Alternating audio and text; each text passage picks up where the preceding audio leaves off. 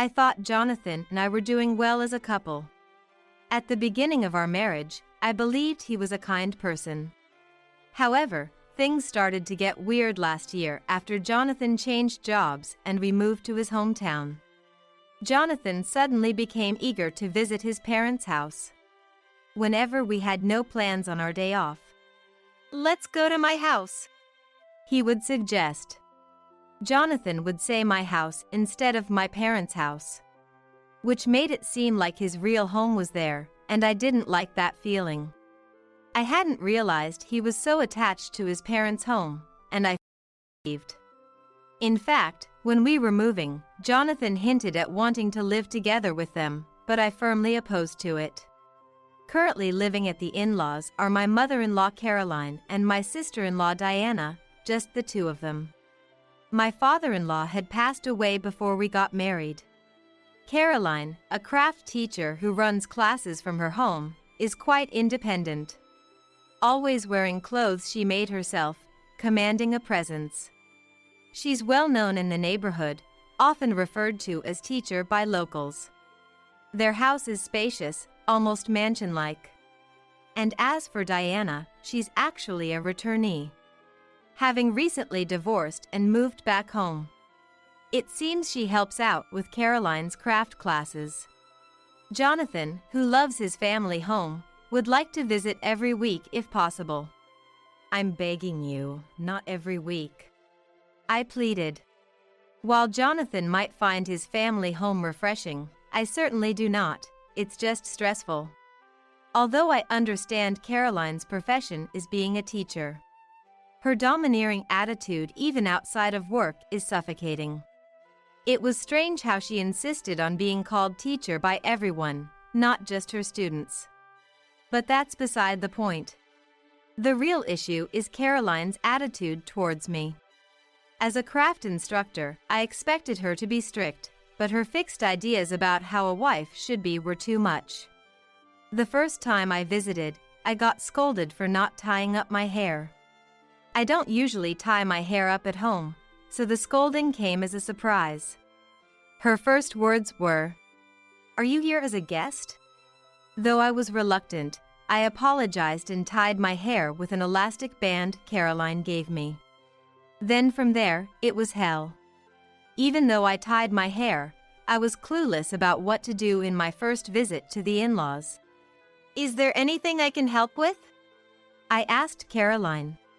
"Can't you do anything without being told?" And she snapped, telling me to think for myself. I'm aware I'm slow and not very proactive, so it's not entirely Caroline's fault. But it's really troubling when I'm told to think for myself when I'm asking because I don't know. So, I tried vacuuming the living room and then, "Are you suggesting our floor is dirty?" she yelled. Then, seeing some dishes in the sink, I thought I'd wash them, but "Don't just barge into someone's kitchen like that. It's rude," she screamed. At this point, I was completely lost. Maybe Caroline just wanted to complain about something. No matter what I did, I got scolded, and I was at my wit's end. Meanwhile, Jonathan was lounging on the sofa, watching TV, and laughing with Diana. What's with this difference? Diana, despite helping out with Caroline's classes, is practically unemployed. Why am I the only one being put to work? The most shocking was dinner at the in-laws. "Let's order the usual steak tonight," Caroline suggested in a good mood. There's a fancy steakhouse nearby that they order from monthly. The steak from there is the best. Jonathan agreed happily. Oh, so it's that good. I was looking forward to it too. When the doorbell rang and the delivery person appeared. "Maya, can you pay for the steak?" Caroline said, handing me the money. I did as told, went to the door, paid, and received the steak. As I was carrying the steak to the living room, "Something's off." I noticed something strange. There are only 3 steaks. At my in-laws' house, there are 4 adults, Caroline, Diana, Jonathan, and me. We're one short.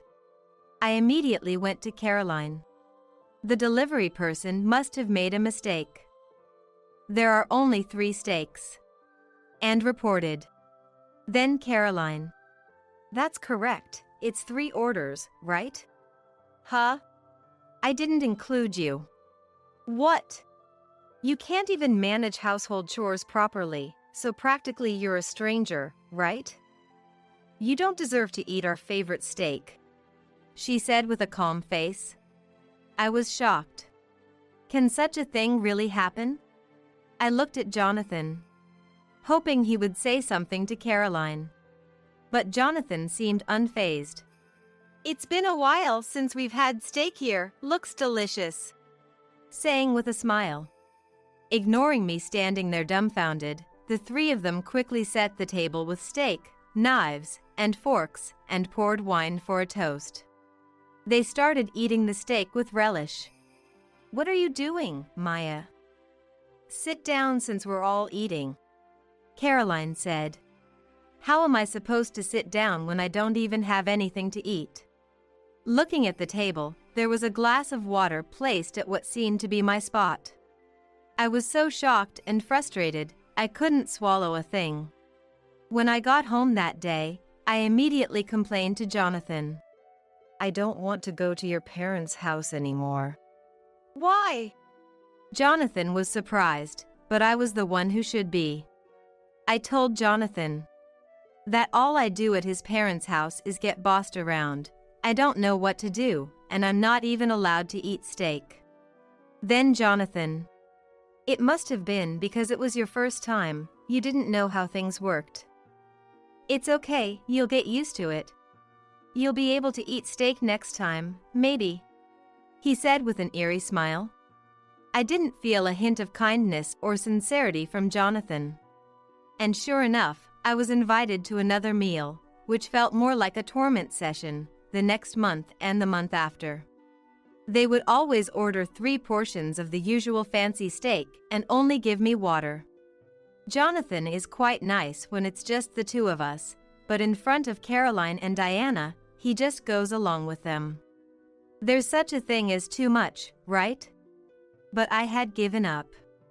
Such cruel harassment isn't normal, but having it repeated over and over, I might have become numb to it.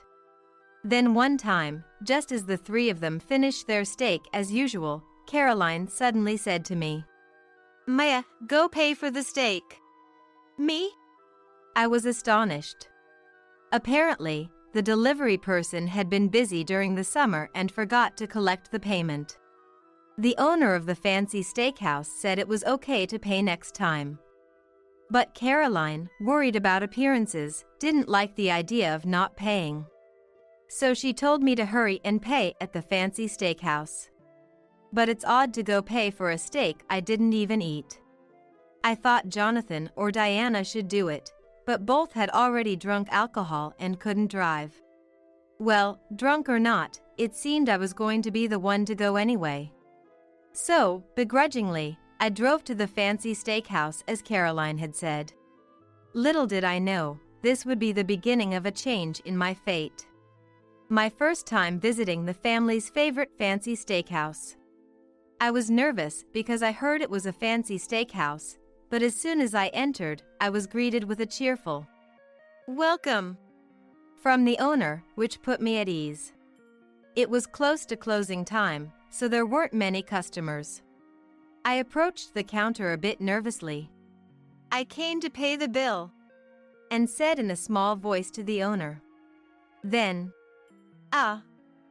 the daughter from the craft teacher's house? Sorry to have you come all the way here to return it, the owner said loudly. Customers at the checkout turned to look, and I felt a bit embarrassed. Anyway, yes, thank you for always being so kind, I said. Then the owner, how about it? Did you enjoy our steak? He asked with a smile. I froze. What should I do? I've never eaten it. But if I honestly say I've never eaten it, he would be surprised. I thought about just saying it was delicious. But wouldn't it be rude to lie to a professional? I looked down, lost in thought. Then, "What's wrong?" The owner leaned in to ask. "Did I say something wrong?" "It's okay to be honest with me, I won't get mad." "All right, I'll just be honest." I looked up. "I'm sorry, but I've actually never eaten your steak here." "What?" The owner exclaimed in surprise. "You've never eaten our steak?" "Yes." "But you've been ordering from us almost every month, haven't you?" "Yes. But I'm an outsider, so I'm not allowed to eat." "What?" The owner's face contorted. "I'm sorry." I could only think to apologize. And before I knew it, tears were streaming down my face. No, you don't have to apologize for this." The owner hurriedly reassured me, but his kind voice made me feel even more sorrowful, and I ended up crying like a child. Luckily, since the last customer had just left, no one else saw me crying except for the owner and his wife. Caroline always ordered 3 portions of the fancy steak, but the owner had always thought it was for Caroline, Jonathan, and me. That's because he didn't know Diana had moved back in. Of course, because Caroline kept her daughter's return a secret from the neighbors. "I wondered why you hadn't come to the restaurant to eat lately," the owner said. Then, "To use our steak for harassment, what a terrible person." "You've been having a tough time, haven't you?" The owner looked at me with concern as he said this, so I told him everything about the harassment I was facing at my in-laws. The owner listened silently with his arms crossed, but I could see his expression growing stern.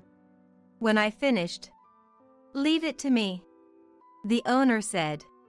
"What does he mean by that?" I wondered for a moment. But I was so happy just to have someone listen to me that I didn't ask anything further and thanked him before leaving the store. On my way out, the owner's wife said, "This is leftover, but please have it if you'd like," and even gave me a parting gift. Since moving to Jonathan's hometown, this was the first time I felt the warmth of other people. The gift included a bit of steak. It was incredibly delicious. By the way, I ended up eating the steak in the car. I didn't know what they'd say if I brought it back to my in-laws. When I returned to my in-laws, as expected, Caroline said, "You're quite late. Did you make a detour somewhere?" But I felt so refreshed after venting to the owner that Caroline's snide remarks didn't bother me at all. A month later, we were invited to another meal at the in-laws. As usual, Caroline said, "Let's order steak today," and began to call the fancy steakhouse. However, when making the call, Caroline usually raised her voice an octave and spoke cheerfully, but this time the mood was different. Her voice was clearly subdued and low. I remembered what happened last month at the fancy steakhouse. The owner, "Leave it to me," had said. Perhaps he was upset about the harassment and refused Caroline's order? But it turned out not to be the case. After hanging up, Caroline said, "It seems the delivery person is off today. They want us to come and eat at the store." Caroline looked perplexed, frowning. Jonathan, "Maybe it's a good idea to go eat there for a change," cheerfully suggested. "But, you know, a lot of neighbors go there," Caroline said. Caroline didn't want the neighbors to see Diana, who had moved back home. But Diana, unconcerned with her parents' feelings, "Let's go, I want to eat at the fancy steakhouse," was all for it. In the end, the 3 of them decided to go eat at the steakhouse, using a private room on the 2nd floor. Of course, I was left out. "Maya, could you take care of the driving?" Ordered by Caroline, I put the 3 of them in the car and headed to the fancy steakhouse. Upon arriving at the steakhouse parking lot, Caroline began to look around worriedly. Then, Pushing Diana's back as if to hurry her along, they entered the restaurant. Caroline probably intended to sneak up to a private room on the second floor without being seen by other customers. It seemed somewhat absurd to me that they were so concerned about being seen just to eat steak. Although Caroline told me to pick them up after they finished eating. Coming back again seemed like a hassle, so I decided to wait in the car until they were done. Within 10 minutes, someone tapped on the driver's window. Looking outside, I saw Jonathan standing there. Too soon, could they have already finished eating? Jonathan gestured. Get out of the car.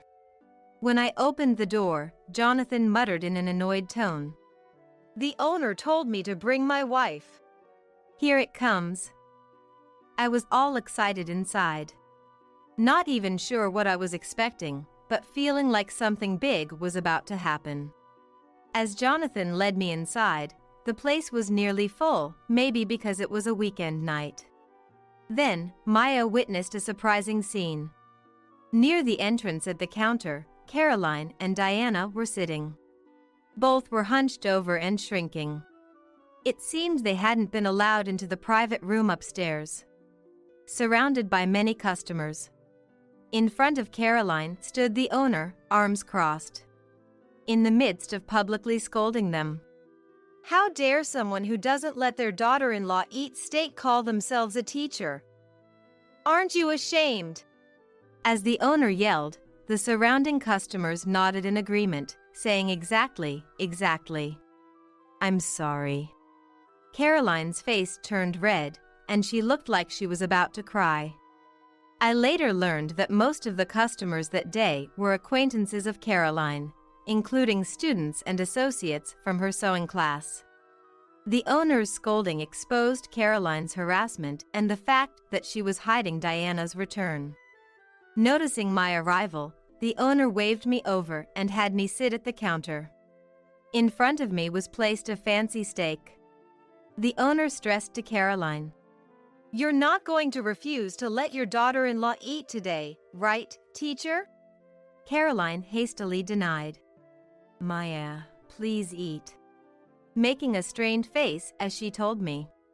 After thanking the owner, I turned to Caroline. Thank you for the meal, Caroline. Who was looking down next to me and said with a broad smile. The steak the owner cooked was incredibly delicious. From that day on, Caroline's reputation in the neighborhood plummeted. Once a proud teacher, Caroline was now known as an old person who was a vain bully.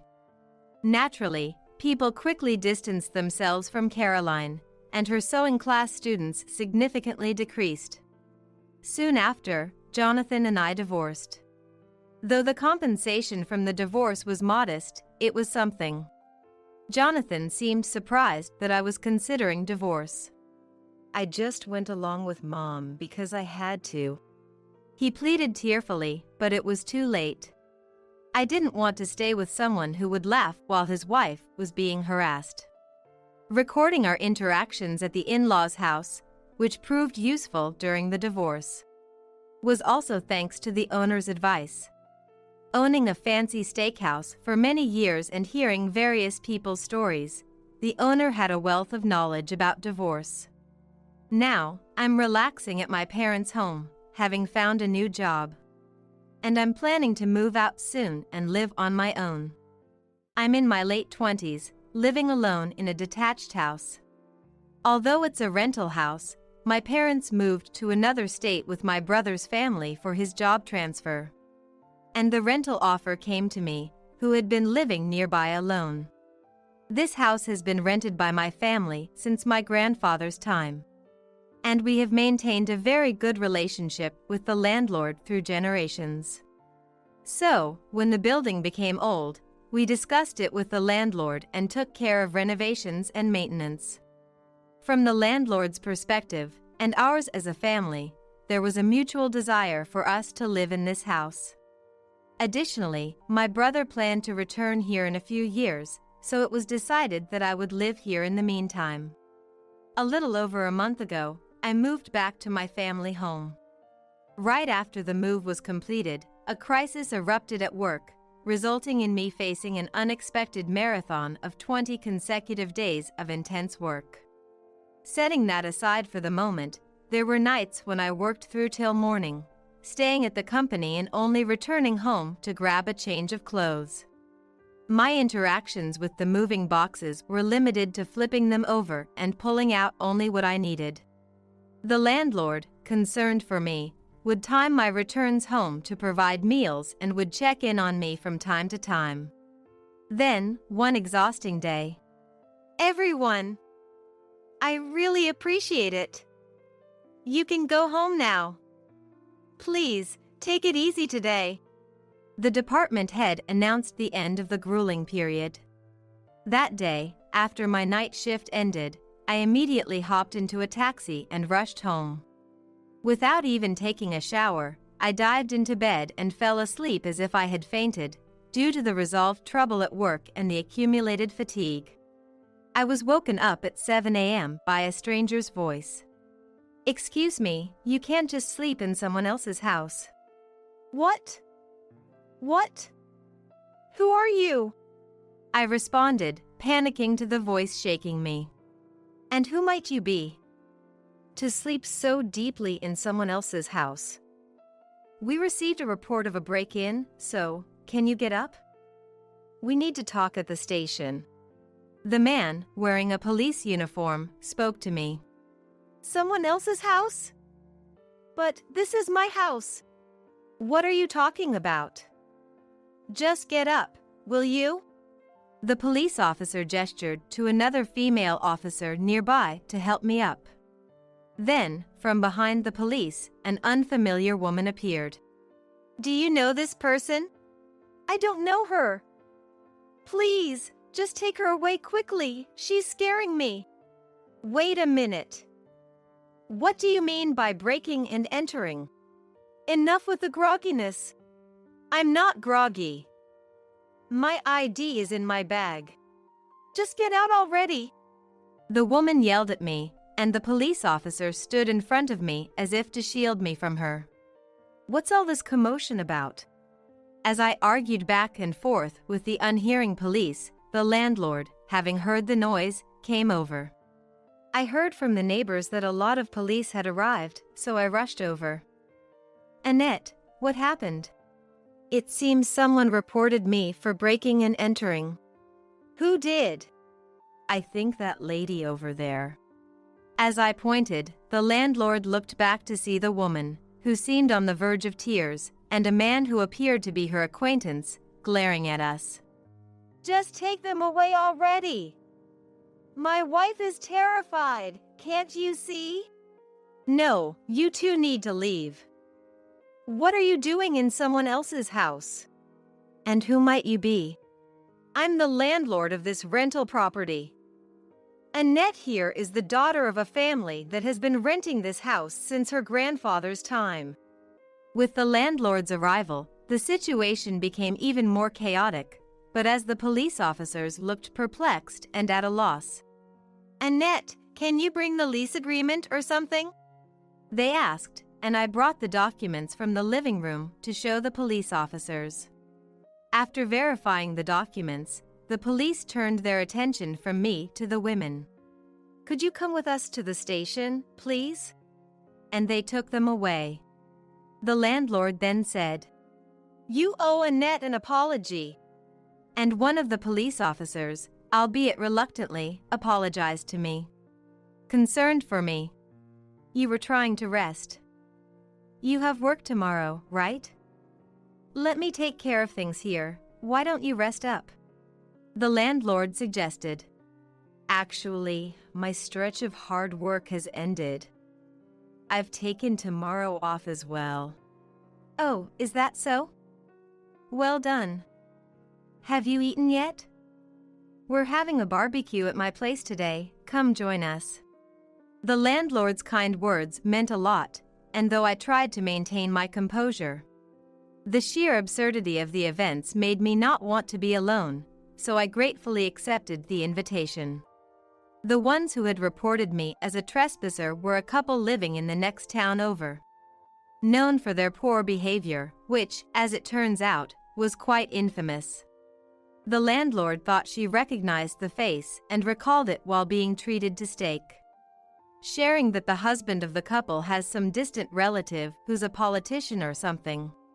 And despite their bad behavior, things seem to get smoothed over because of it. For now, I have to go to the police station tomorrow for questioning, so I need to report this to my work. I was actually told to come to the station today because of yesterday's incident. But recalling the attitude of the police officer from yesterday made me irritated, and I didn't want to waste my day off on that, so I absolutely cannot make it today. I refused and managed to have it postponed to tomorrow. It seems that while I was away due to my heavy workload, that couple had started living in our house. As they were being taken away, the woman yelled, "Why do we have to leave our own house?" And seeing this, a neighbor approached me. "Wasn't that person an acquaintance of yours?" Upon further inquiry, it turns out the couple had been claiming to be friends of mine, saying after the husband's company went bankrupt and they lost their home, they decided to parasite in mine for a while. If I had told the landlord about this, the neighbor said, shaking. Well, the misunderstanding has been cleared up. I laughed off, to which I was told, "It's not just a misunderstanding, they were a pair. You're lucky to be safe, Annette." I then realized how dangerous the situation had been. Anyways, I'll go to the police station tomorrow to complete various procedures. The couple who reported me as a trespasser, Anselm and Mila, were a notoriously ill-behaved pair from the next town over. Financially strained due to debts and had been wandering after losing their place to live. Finding our house conveniently empty for long hours, they broke a window to enter. When I returned home, they had apparently been hiding to avoid running into me. Since I was staying overnight at work and only home for minutes at a time after the move, I didn't notice things like furniture being moved. I didn't even feel that sense of wrongness. In the end, they were only fined, quickly released due to being first-time offenders. Probably the distant relative who's a politician played a part in this. I was quite worried. They might come after me, bearing a grudge. Although the neighbors were aware of the incident and it prevented them from attacking our house. About a month and a half after the incident, the couple showed up at my workplace. "There's someone named Annette here, right? Bring her out now." Anselm entered the company, shouting loudly, with Mila standing beside him, smirking creepily. The moment I heard his voice, the day's events flashed back, making me tremble and instinctively hide under my desk. Seeing my reaction, my boss approached Anselm. "Excuse me, who are you?" "I was usurped of my home by that woman, Annette. After all the trouble we've been through, she needs to take responsibility." "Annette is currently out. I will pass on your visit to her." "Call her back now." "I'm afraid that's not possible. Please leave for today and set an official appointment to come back." "What, you think this is a joke? How dare you waste our precious time?" "If you continue to cause a disturbance, we will call the police." "Go ahead, call them." While my boss remained calm, Anselm retorted vehemently, leading to Anselm and Mila being led to the reception room and watched over by a male employee, while I was moved to another room to give a statement to my boss. Since I had taken the day off to go to the police station, where I had already mentioned this issue. "I can't believe that happened to you," was the general reaction, offering me words of consolation. As we were dealing with this, the police arrived, someone having called them. "Do you know who my relatives are?" Anselm provoked the arriving officers by saying so. "It doesn't matter who your relatives are. Let's go." "What? Are you kidding me? You think you can get away with this? Do you even understand what you're doing? Wait a minute. We were lied to and our house was taken over by an employee here named Annette, right?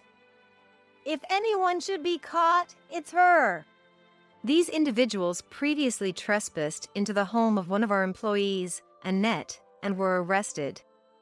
We have confirmed with Annette herself, so there is no mistake. Just as I thought, Annette is here, isn't she? Bring her out. As I mentioned before, I was in another room, but since the company isn't that large, I could clearly hear Anselm and Mila raising their voices in excitement. And I could faintly hear the voices of my boss and the police officers. I was about to come out so as not to cause any trouble, but boss told you to stay here, and if Annette comes out, it might excite them more and cause trouble, so just stay put. A colleague advised me, so I stayed back. Then the two were taken away again, and a police officer came to the room I was waiting in. I've heard a brief explanation from your boss, but the police from before were from the area where my home is, but this time it was from the area where my company is located. And it seemed they were unaware of Anselm's distant relative who is a politician. I had the police come over before, but they didn't handle it very well. That's unfortunate. We will conduct a thorough investigation and take appropriate action. There are a few points I'm concerned about. I began and shared certain details. Thank you for your cooperation.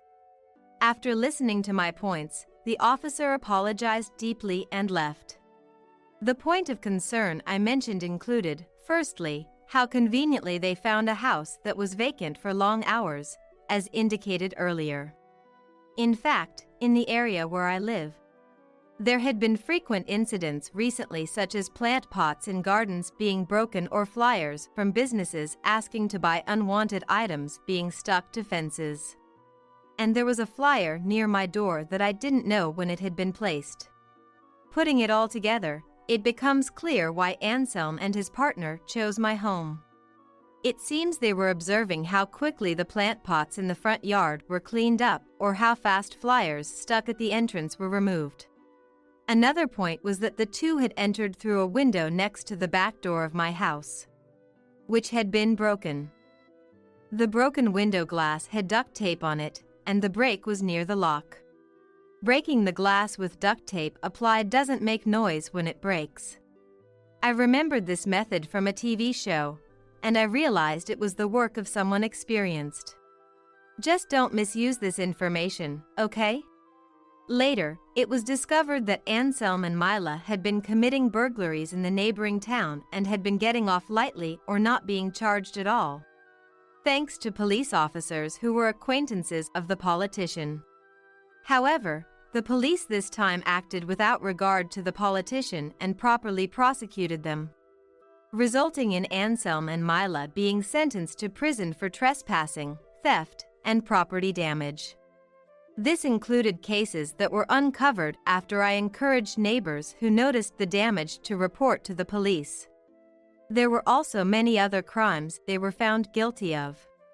Of course, the police officers who had overlooked Anselm and Mila's actions were also investigated and punished. As for the politician, he came to apologize to me in person. I am deeply sorry for the inconvenience my relative has caused, said the elderly man who was Anselm's distant relative and a politician, but upon further conversation, it turned out that he was somewhat of a victim as well. Though he said he was acquainted with the politician, in reality, he had almost no actual connection with Anselm, who was a very distant relative and had no direct involvement. However, Anselm continued to act arrogantly using the politician's name, and the involved police officers voluntarily overlooked any issues related to Anselm. The politician was unaware his name was being used in such a manner and has been apologizing to all involved parties. It seems the politician is a person with a good reputation, but he mentioned he might resign. And as for the compensation he offered me, I refused to accept it. After all, the politician wasn't responsible. And I found myself thinking it would be okay if the money came from Anselm and his partner. I'll probably never handle such a large amount of money again. But accepting that money felt like forgiving Anselm and his partner for their actions, so I ended up saying, Anselm and his partner should atone for their crimes themselves. Trying to sound principled. Then, please allow at least for the expenses for the repairs of your house. The politician insisted, and since I wanted the repairs done quickly, I accepted that money only. I still occasionally regret it, but for things like compensation for trouble caused or damages. I made sure to hire a lawyer and demand payment from Anselm and Mila. Of course, they are behind bars, so their parents ended up paying on their behalf, but I'll make them repay it themselves. I also made sure they wrote a pledge. What actually happens remains to be seen, but for now, my story seems to have come to a tentative conclusion, doesn't it? After hearing this story, my parents considered moving back. But with contributions from the landlord and the money received from Anselm's parents, we changed the locks and hired a security company to enhance the security. So, I plan to continue living alone in this house for now. From now on, this car belongs to me and her. Despite being caught cheating, husband Andy spoke with pride. It was utterly baffling to see him like that. How could he be so cheerful, act so superior towards me? It felt like we were living in completely different worlds. But if he's happy to take the car, I couldn't be happier. The monthly loan is $3,000, though. He'll figure something out. Okay, I wonder if he's okay with the $3,000 loan. When I accepted Andy's request with a nod, he started smiling in a way I had never seen before. My name is Samantha. I'm 38 and work at a design company. I thought I was living a happy life without any particular worries in my job or personal life. But occasionally, I find myself pondering one thing. When will I ever get married? At nearly 40, I don't even have a boyfriend, let alone married. My dating experience is limited. Before I knew it, all my friends were married, leaving me feeling left behind. There were times I thought about giving up on marriage, but seeing my friends happy made me dream about it again. My life changed significantly one day after work. Feeling good, I decided to go for a drink alone at a pub. Entering a bar, I noticed, I ordered some drinks and appetizers. While waiting and looking at my phone, I noticed a man approaching me. Lady, are you alone? A man came over and peered at my face. This was the beginning of my encounter with Andy, who would later become my husband. Well, yes, I'm alone. Really? Then let's drink together. Shall we? Without waiting for my response, he sat down in front of me and tilted his glass. Wait a minute. Come on, it'll be just for a bit. Just for a bit, then. With that thought, I accepted him. But I didn't have the energy to talk to anyone else at that day. As I looked down, he started talking on his own. Eventually, we exchanged numbers and parted ways. I thought our relationship was over, but 2 months after we first met, I and Andy had become close, meeting frequently. As we exchanged contacts, I found myself gradually drawn to him. Talking to him, my feelings would calm without notice. I sincerely wanted to talk more. When he said he wanted to see me, I genuinely felt happy. Surprisingly, I never imagined I could harbor such feelings, leaving me astonished. And then, about 6 months after we first met, we became a couple. After 3 years of dating, we got married. I never thought I could get married, so when he proposed, it felt like a dream. But I realized it was the peak of happiness only after everything ended. After marriage, he changed drastically. It made me wonder if his personality during our dating was a lie. About a month into our life together, he suddenly became distant. No matter what I asked, whether he would be late coming home, or what he wanted for dinner, he would just respond with, yeah. A disinterested reply. Hey, what's wrong lately? You seem down. Leave me alone. It's none of your business. I wondered if he had come to dislike me. Seeing his attitude worsen day by day, my anxiety grew. Still, I was happy he came home. He would eat the dinner I made, and we still shared a bedroom. Somewhere in my mind, I believed he still had feelings for me. Maybe his current cold and harsh attitude was because he was tired. That's what I thought. However, a month into our diverging lives, the reasons of overtime and drinking parties made he come home late increasingly, and I found myself spending more time alone at home. I wasn't alone from morning to evening due to work, but coming home to no one was indescribably empty. Alone again today. Looking at his messages, he said he had overtime again today. I was still thankful for the messages, but the increase in overtime and drinking parties right after getting married bothered me. Maybe I did something wrong. Disillusioned, perhaps he intentionally started avoiding coming home. I quietly placed the shopping bag down as I received a message from him. Gradually, he stopped coming home daily.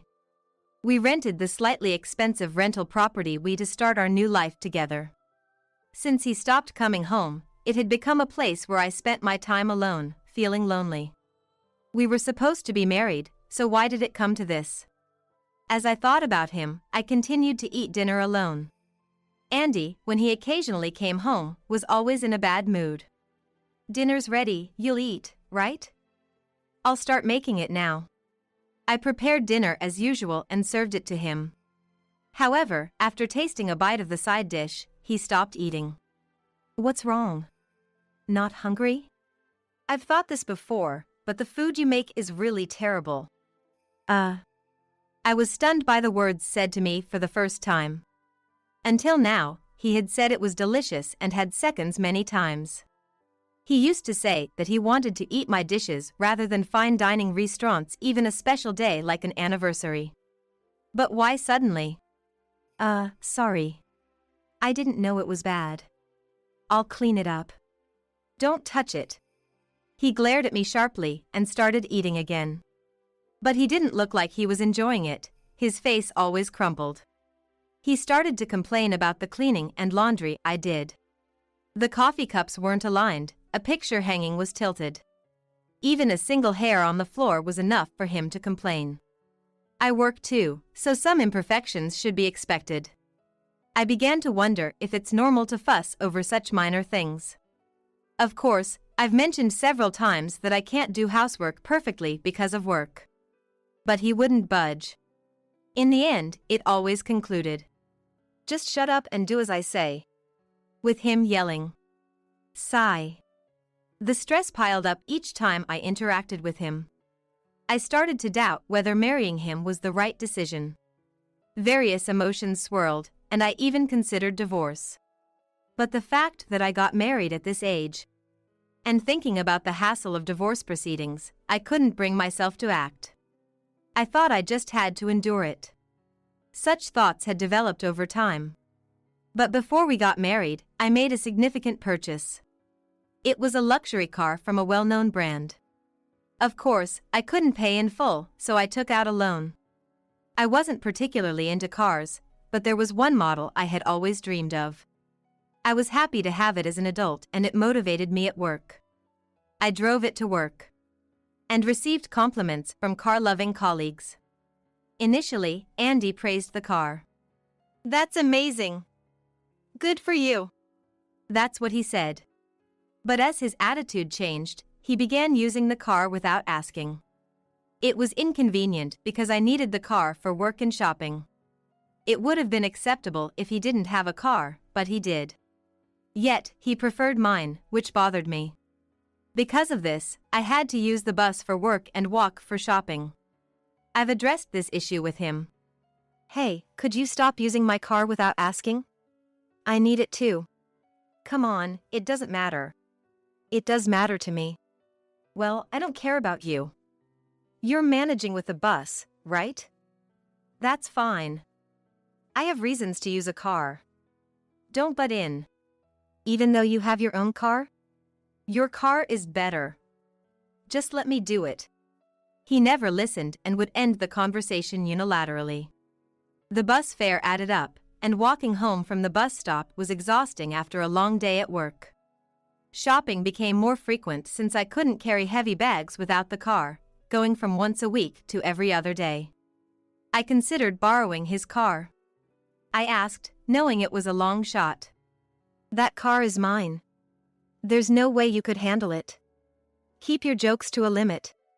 I thought having two cars was unnecessary but held back from saying anything to avoid angering him. But I couldn't just use it without permission. Slight change in the car's parking spot, seat, or steering wheel position would surely infuriate him. That's how he is, so it would be troublesome either way. If I were younger, I might have argued. But I no longer have the energy for that. Andy continued to not come home. He claimed he wasn't drinking because he was driving, but I noticed the scent of a perfume I didn't recognize. It wasn't long before I started suspecting he was having an affair. I had a hunch since the increase in his overtime and drinking outings. But I had neither solid evidence nor the money to hire a detective. I silently acknowledged his infidelity. He probably thinks I'm too dumb to notice his infidelity, believing he can do whatever because I'll just go along with anything. That must be what he's thinking. The marriage I had imagined was far too different from reality. I dreamed of a warmer, kinder relationship where we cared for each other, going on little trips on weekends, enjoying tourist spots.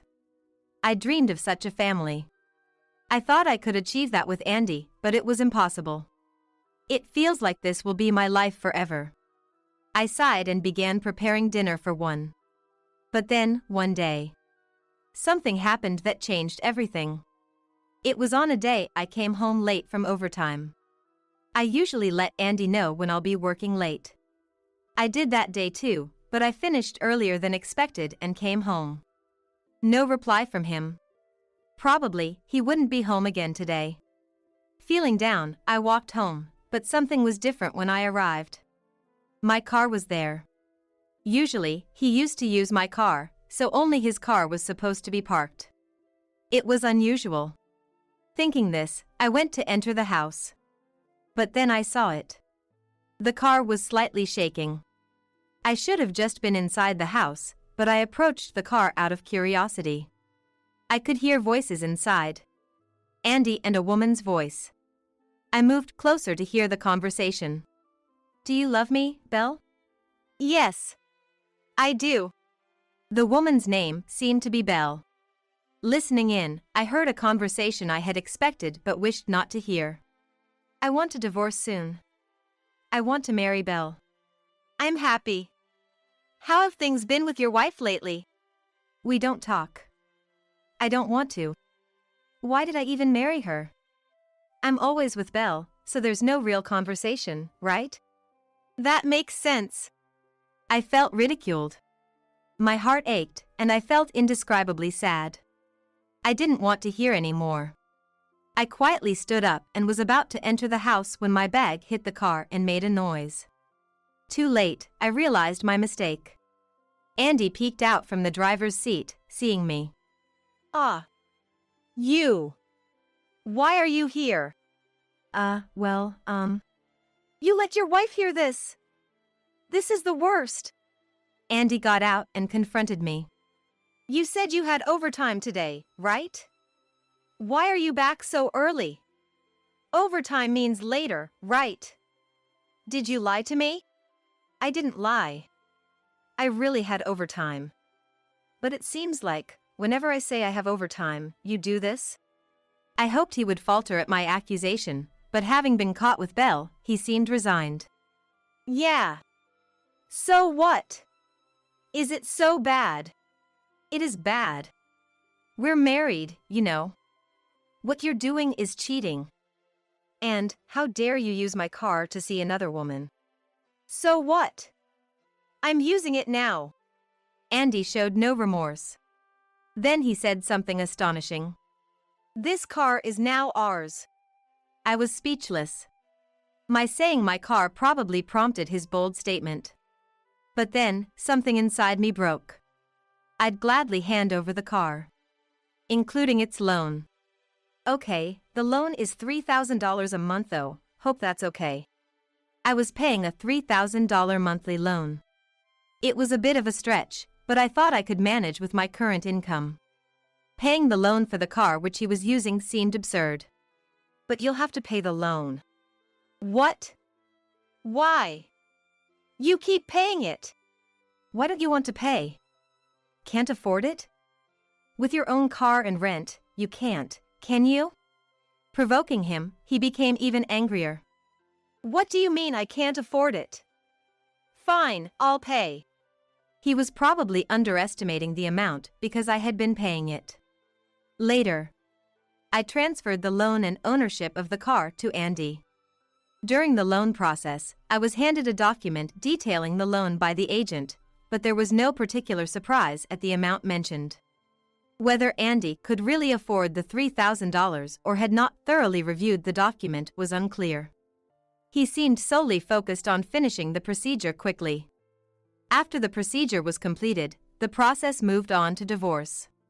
This time, due to infidelity, I hired the lawyer and chose a collaborative divorce. I told the lawyer about submitting the dashcam footage from the day the affair was discovered, seeking divorce and compensation. The lawyer gladly took on the case, and after weeks of preparation, the day to settle things with Andy finally arrived. Andy was visibly angry, and Belle was sitting next to him, looking defiant.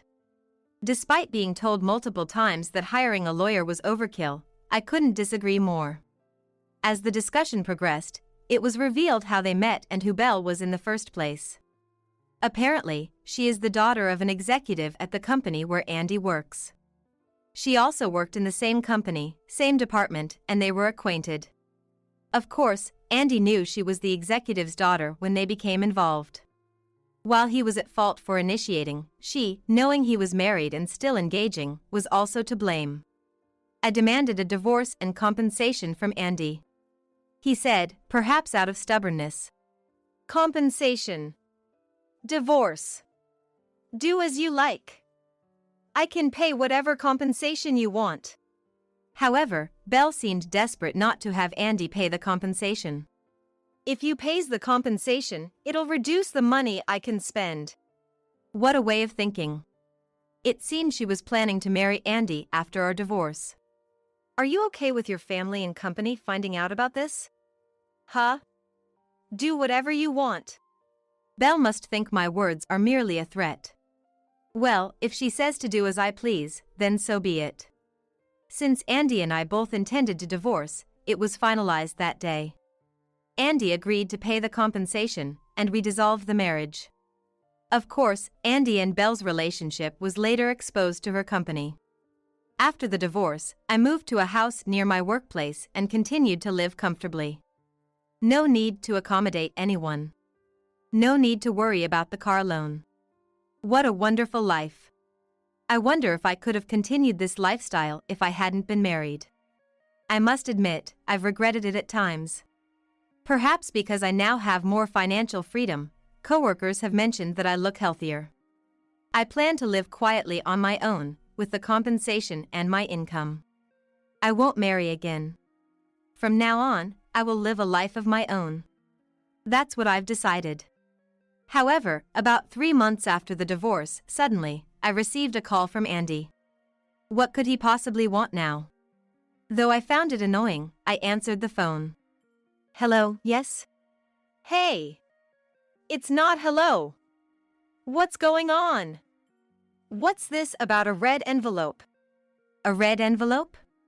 Perhaps it was a reminder or a demand notice. Calm down. What do you want? Like I said, what's this about the red envelope? When I opened it, it said I need to pay for the car loan.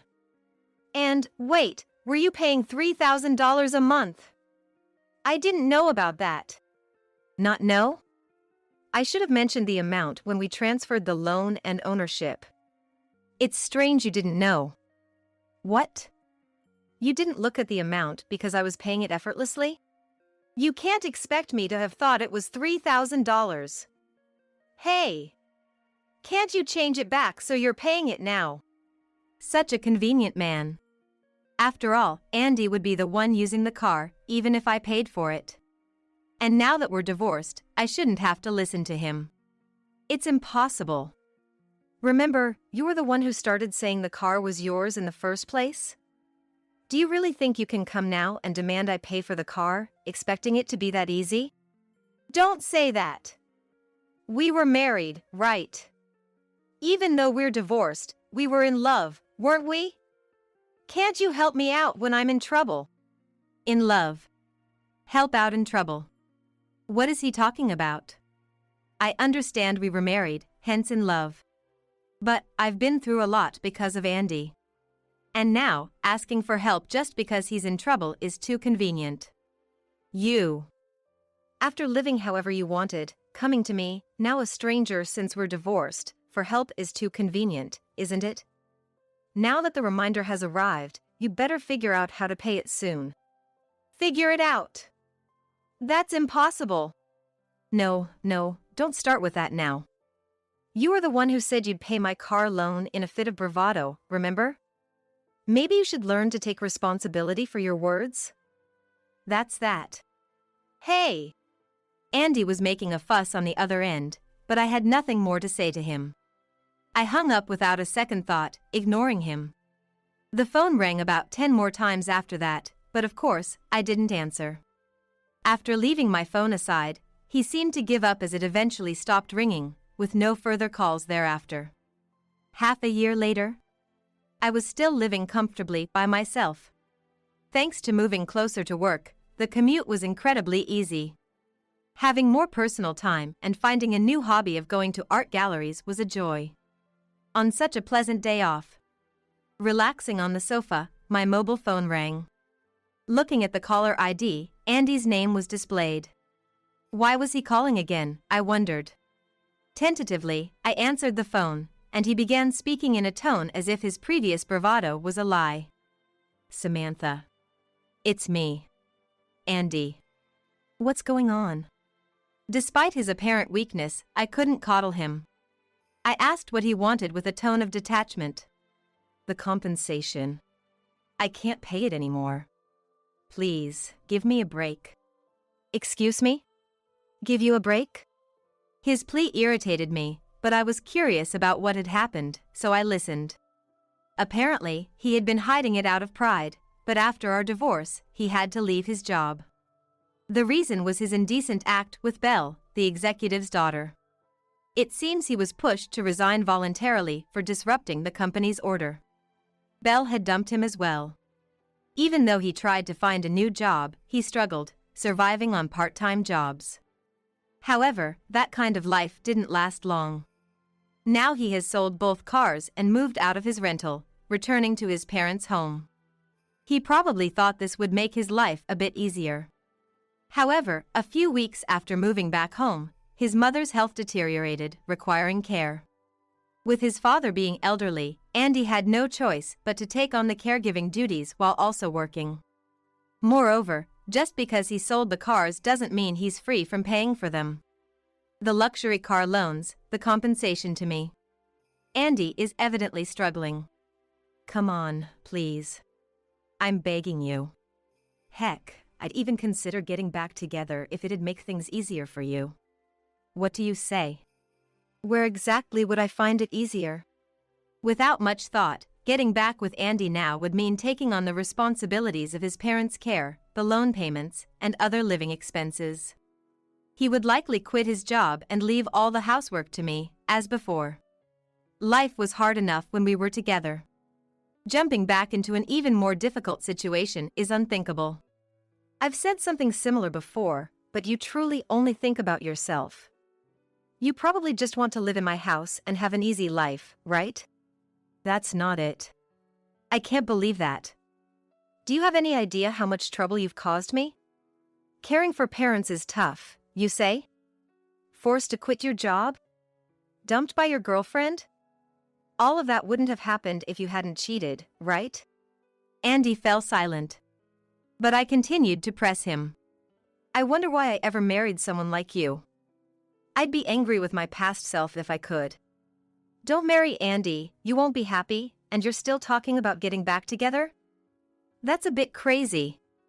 If you were truly remorseful, such words wouldn't come to you. So, I expect you to continue paying the compensation. That's... Please.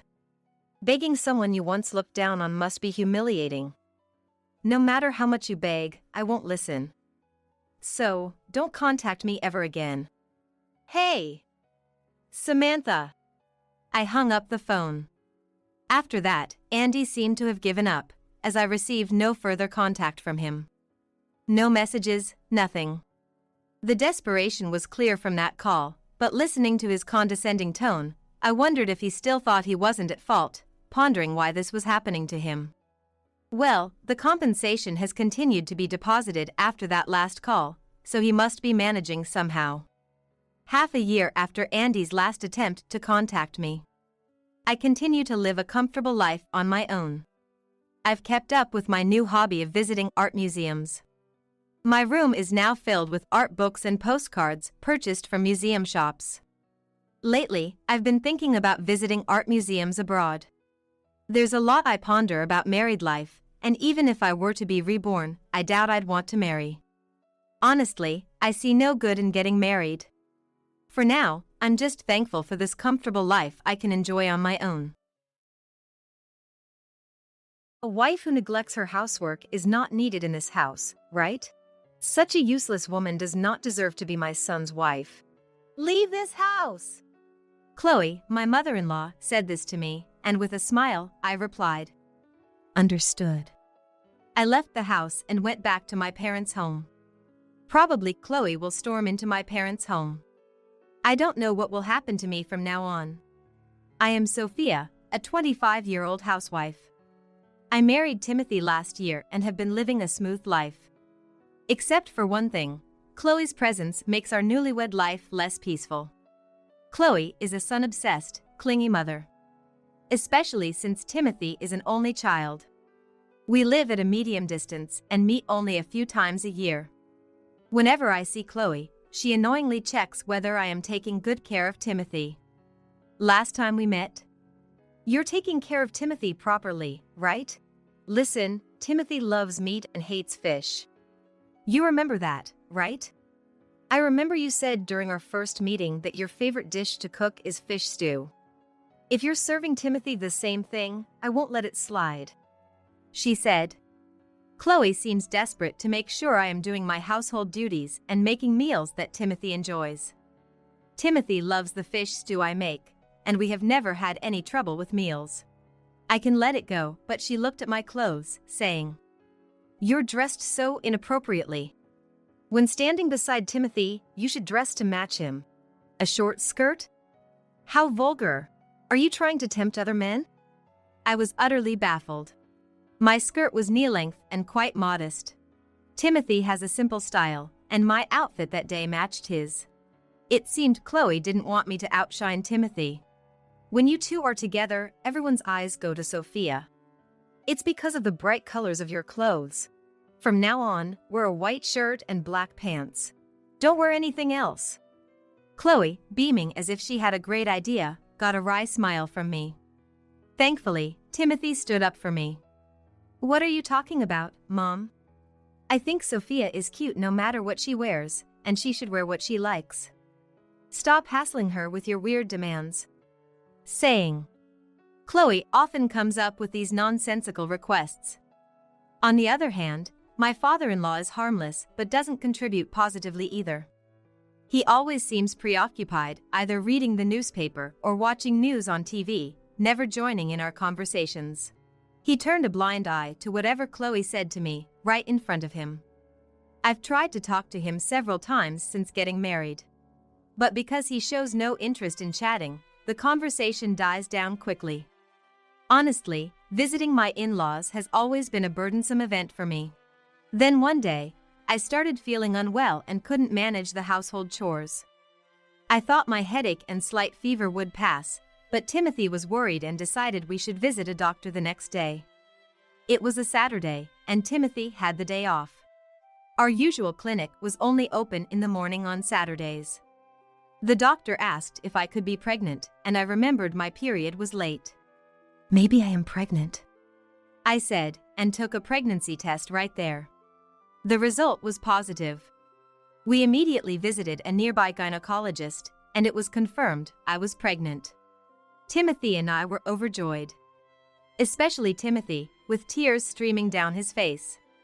Sophia, thank you. He kept thanking me over and over again. But when we reported the pregnancy to our parents, Chloe showed up at our house carrying a huge bag.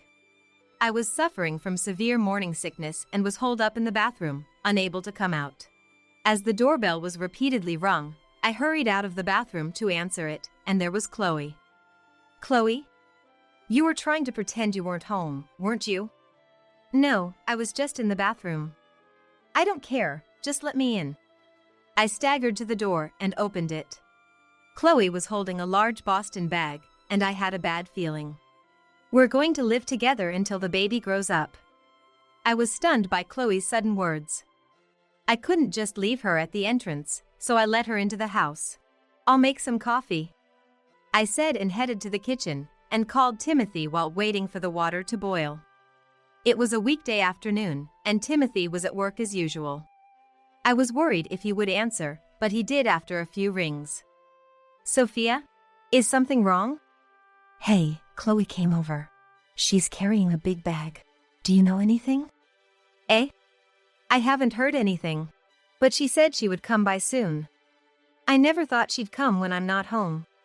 I see. I'll ask Chloe for the details. Sorry. If Mom says something weird, you can kick her out. Oh, sorry, I have to hang up. Timothy seemed busy and hung up. As if I can just kick her out because she says something weird. He really doesn't get it. I sighed a little. Timothy is generally kind and cherishes me, but he doesn't think through the consequences of prioritizing my wishes. I can imagine the uproar Chloe would make if I tried to kick her out. For now, I just prepared the coffee and served it to Chloe. Chloe, what brings you here today? Timothy is at work. He'll be home around 6 p.m. This doesn't look good. What? Confused by Chloe's sudden remark, I watched as she took a sip of the coffee I had prepared. Young people are hopeless. They can't even make a decent cup of coffee. Poor Timothy, having to drink this. I'll teach you how to make coffee right now. Come here. I'm sorry, my morning sickness is quite bad. Could we do this some other time when I'm feeling better? It's just morning sickness. It's fine, you'll feel better if you eat something. Come on, hurry up. Then, for an hour, Chloe's coffee-making lesson began. As I started feeling nauseous, Chloe opened the cupboard on her own, took out a plate, and placed a piece of bread. Eat this. You'll feel better if you eat. The smell of the bread made me feel even sicker, and I ran to the bathroom. With a headache and nausea, my mind was a blur. For the 3 hours until Timothy came home, I was holed up in the bathroom. Chloe kept knocking on the door in front of the bathroom, but I didn't have the energy to respond. Around 6 p.m., Timothy came home. First, Timothy was surprised to see Chloe making a fuss in front of the bathroom. I had fallen asleep in the bathroom, and when I woke up, Chloe and Timothy were arguing outside. Why did you suddenly come? Sophia is suffering from morning sickness, don't be a nuisance. I came to supervise whether this girl is properly doing her housework as a housewife. I bet she's just using her morning sickness as an excuse to be lazy. I was shocked that she can't even make coffee properly. The coffee Sophia makes is delicious. And what's this supervision about? Sophia isn't someone who would use morning sickness as an excuse to slack off on housework. If she couldn't do it, maybe her morning sickness is really bad? Sophia, you were holed up in the bathroom for 3 hours. Timothy is so naive, he's easily deceived. I really need to be here to guide Sophia. I got married to make those around me happy. Even if Sophia were slacking off, I wouldn't mind. As long as she's doing what she wants and staying by my side, I don't want anything more. No need for guidance. Please go home. I smiled at Timothy's words. The symptoms of my morning sickness had subsided, so I opened the bathroom door. Welcome home, Timothy. Chloe, sorry for leaving you alone. You! How can you lock yourself in the bathroom when you have a guest? What kind of nerve do you have? Well, I couldn't show Chloe my messy state, so I locked myself in the bathroom. I'm truly sorry about that. Anyway, I've made dinner, so make sure you eat all of it. With that, Chloe said, and Timothy pointed to the entrance. No, Mom, please go home. No way. I've already told Dad that I'm staying here. I don't trust young people. See, she didn't even prepare dinner because she was holed up in the bathroom with morning sickness. I'm definitely not going back. Chloe stubbornly refused to move. Forcing her out would not satisfy Chloe, so I decided to allow her to stay. Then, maybe you can stay for a while. But I knew Timothy was worried about me, but kicking her out now would only create more trouble later. I smiled at Timothy to reassure him. It's okay. After that, Chloe tried to force me to eat chicken. Lately, I've been mainly eating vegetables and fruits. With severe morning sickness, even the sight of fried food, let alone bread, made me feel sick. Chloe complained about this too, but Timothy was completely on my side, which was a great help. The next day, worried about leaving me alone with Chloe. Call me if anything happens. It's okay to lock yourself in the bathroom, Timothy said to me before going to work. As expected, Chloe complained about everything I did. If I cleaned, she complained I was too slow. If I did laundry, she said I should care more for Timothy's clothes than mine. Each time. All right. I just responded. When morning sickness hit and I rushed to the bathroom, Chloe would knock on the door. When I came out, Keep bathroom visits under 5 minutes, she said. Chloe did nothing but complain, while I struggled with housework in the midst of severe morning sickness. I knew this would happen when I allowed Chloe to stay, but honestly, I wanted her to go back to the in-laws' house soon. I did as much as Chloe said as I could without overexerting myself. Timothy, except for one day when he was late due to a company drinking party, came home early without overtime, and there didn't seem to be any major problems. After about 5 days of living like this, Chloe finally said something to me. That day, my morning sickness was particularly bad, and in the middle of cleaning, I left the vacuum cleaner and rushed to the bathroom, unable to come out for many minutes. Then Chloe stood in front of the bathroom and began to yell. Hey you! Weren't you in the middle of cleaning? Are you expecting me to do it? Enough is enough! Claiming to have severe morning sickness, are you just slacking off? Thinking you can just hide in the bathroom? I didn't have the energy to respond to Chloe, but she kept complaining endlessly. The symptoms of my morning sickness had subsided, but I didn't feel like facing the continually fussing Chloe, so I just sat on the toilet seat waiting for Chloe to calm down. As I was sighing, wondering whether to call Timothy. A wife who neglects her housework is not needed in this house, right? Such a useless woman does not deserve to be my son's wife. Leave this house, Chloe suddenly said. I immediately came out of the bathroom and understood. I replied with a broad smile and went straight to my room. Chloe followed me, looking puzzled, but I locked the door to my room, making sure she couldn't enter. Then, I packed a travel bag with some clothes and valuables that I had stored in my closet. Knowing Chloe would try to stop me if I left now, I waited until she left the front of my room. Chloe kept knocking on my room's door, but after waiting for about 2 hours, she finally left. I heard a door close in the distance, probably her going to the bathroom. I grabbed my bag and immediately left the house, getting a taxi to my parents' home. When I arrived at my parents' house, my mom, who was a housewife and at home, was very surprised. My dad wasn't at work, so I explained the situation to my mom first. I understand that Chloe loves her son and doesn't think highly of me. But still, it's annoying to be complained at up close. My mom didn't get particularly angry, but just gave a wry smile. Well, mother-in-law and daughter-in-law conflict is common everywhere. It might be good for you to stay home for a while. Chloe seems like she can look after Timothy. You think so? Aren't you going to get mad about what she's doing to your daughter? Well, Sophia, you must be up to something, right? My mom seemed to see right through everything.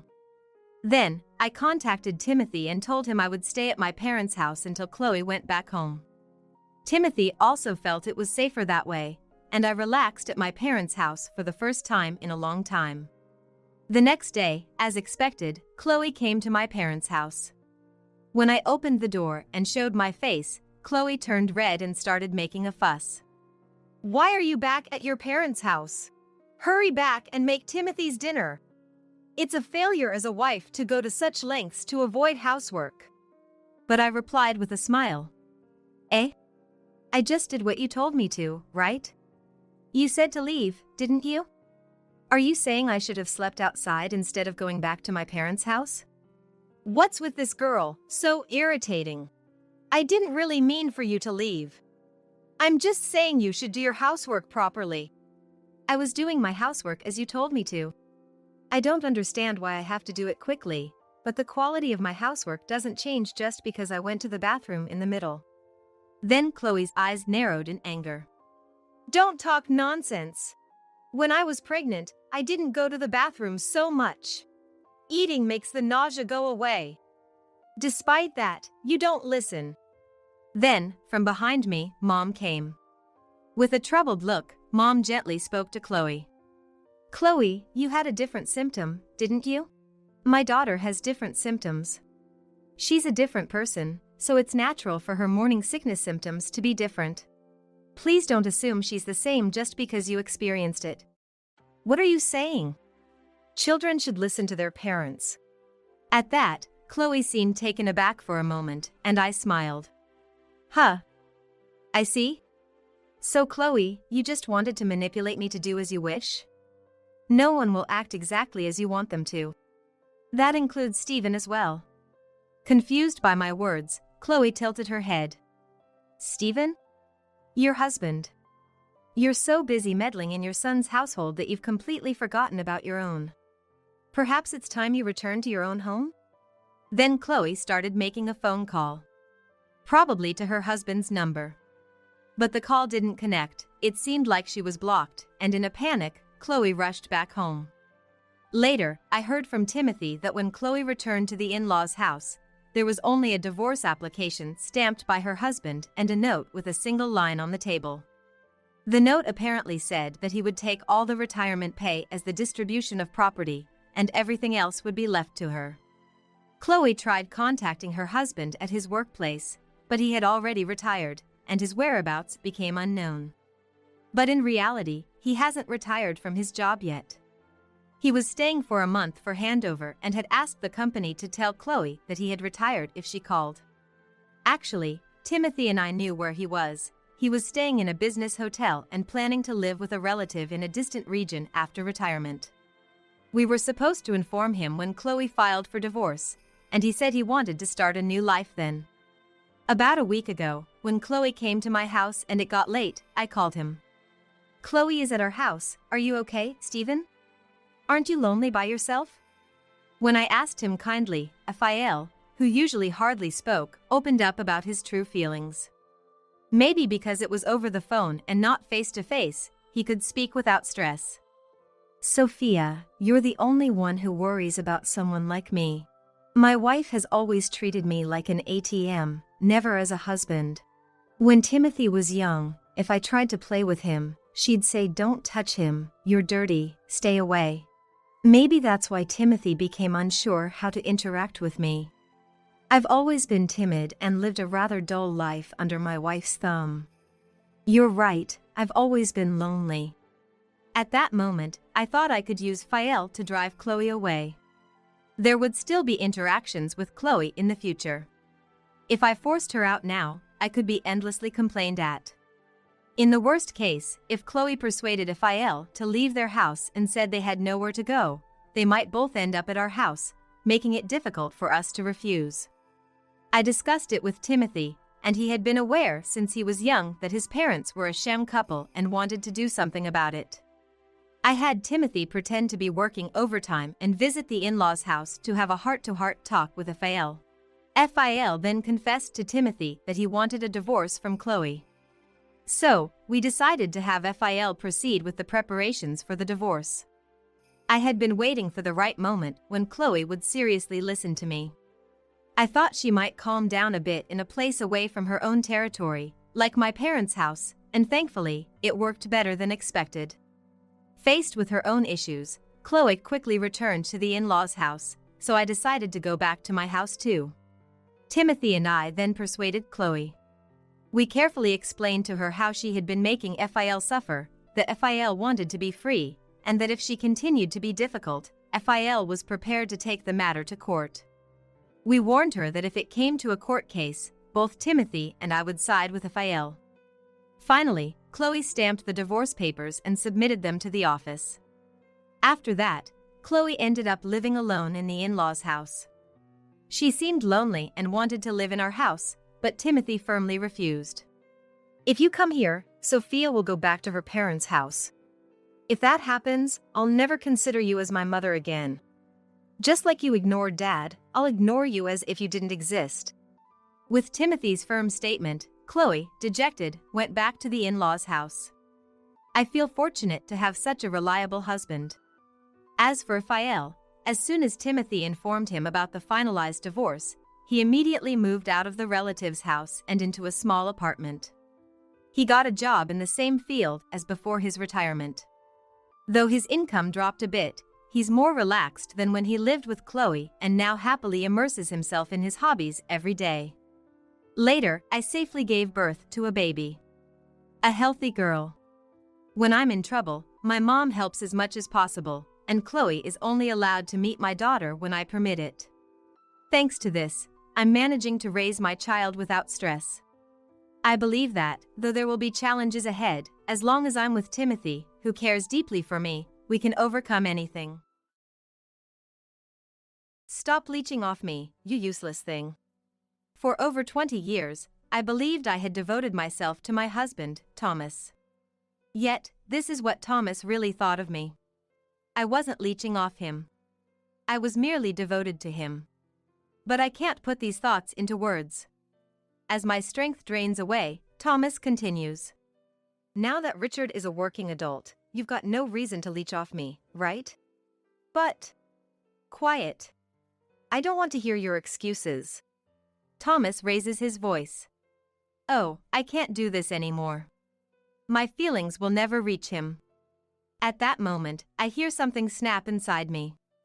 It's the sound of the thread of love that connected our hearts, breaking. At the same time, my feelings for him begin to fade.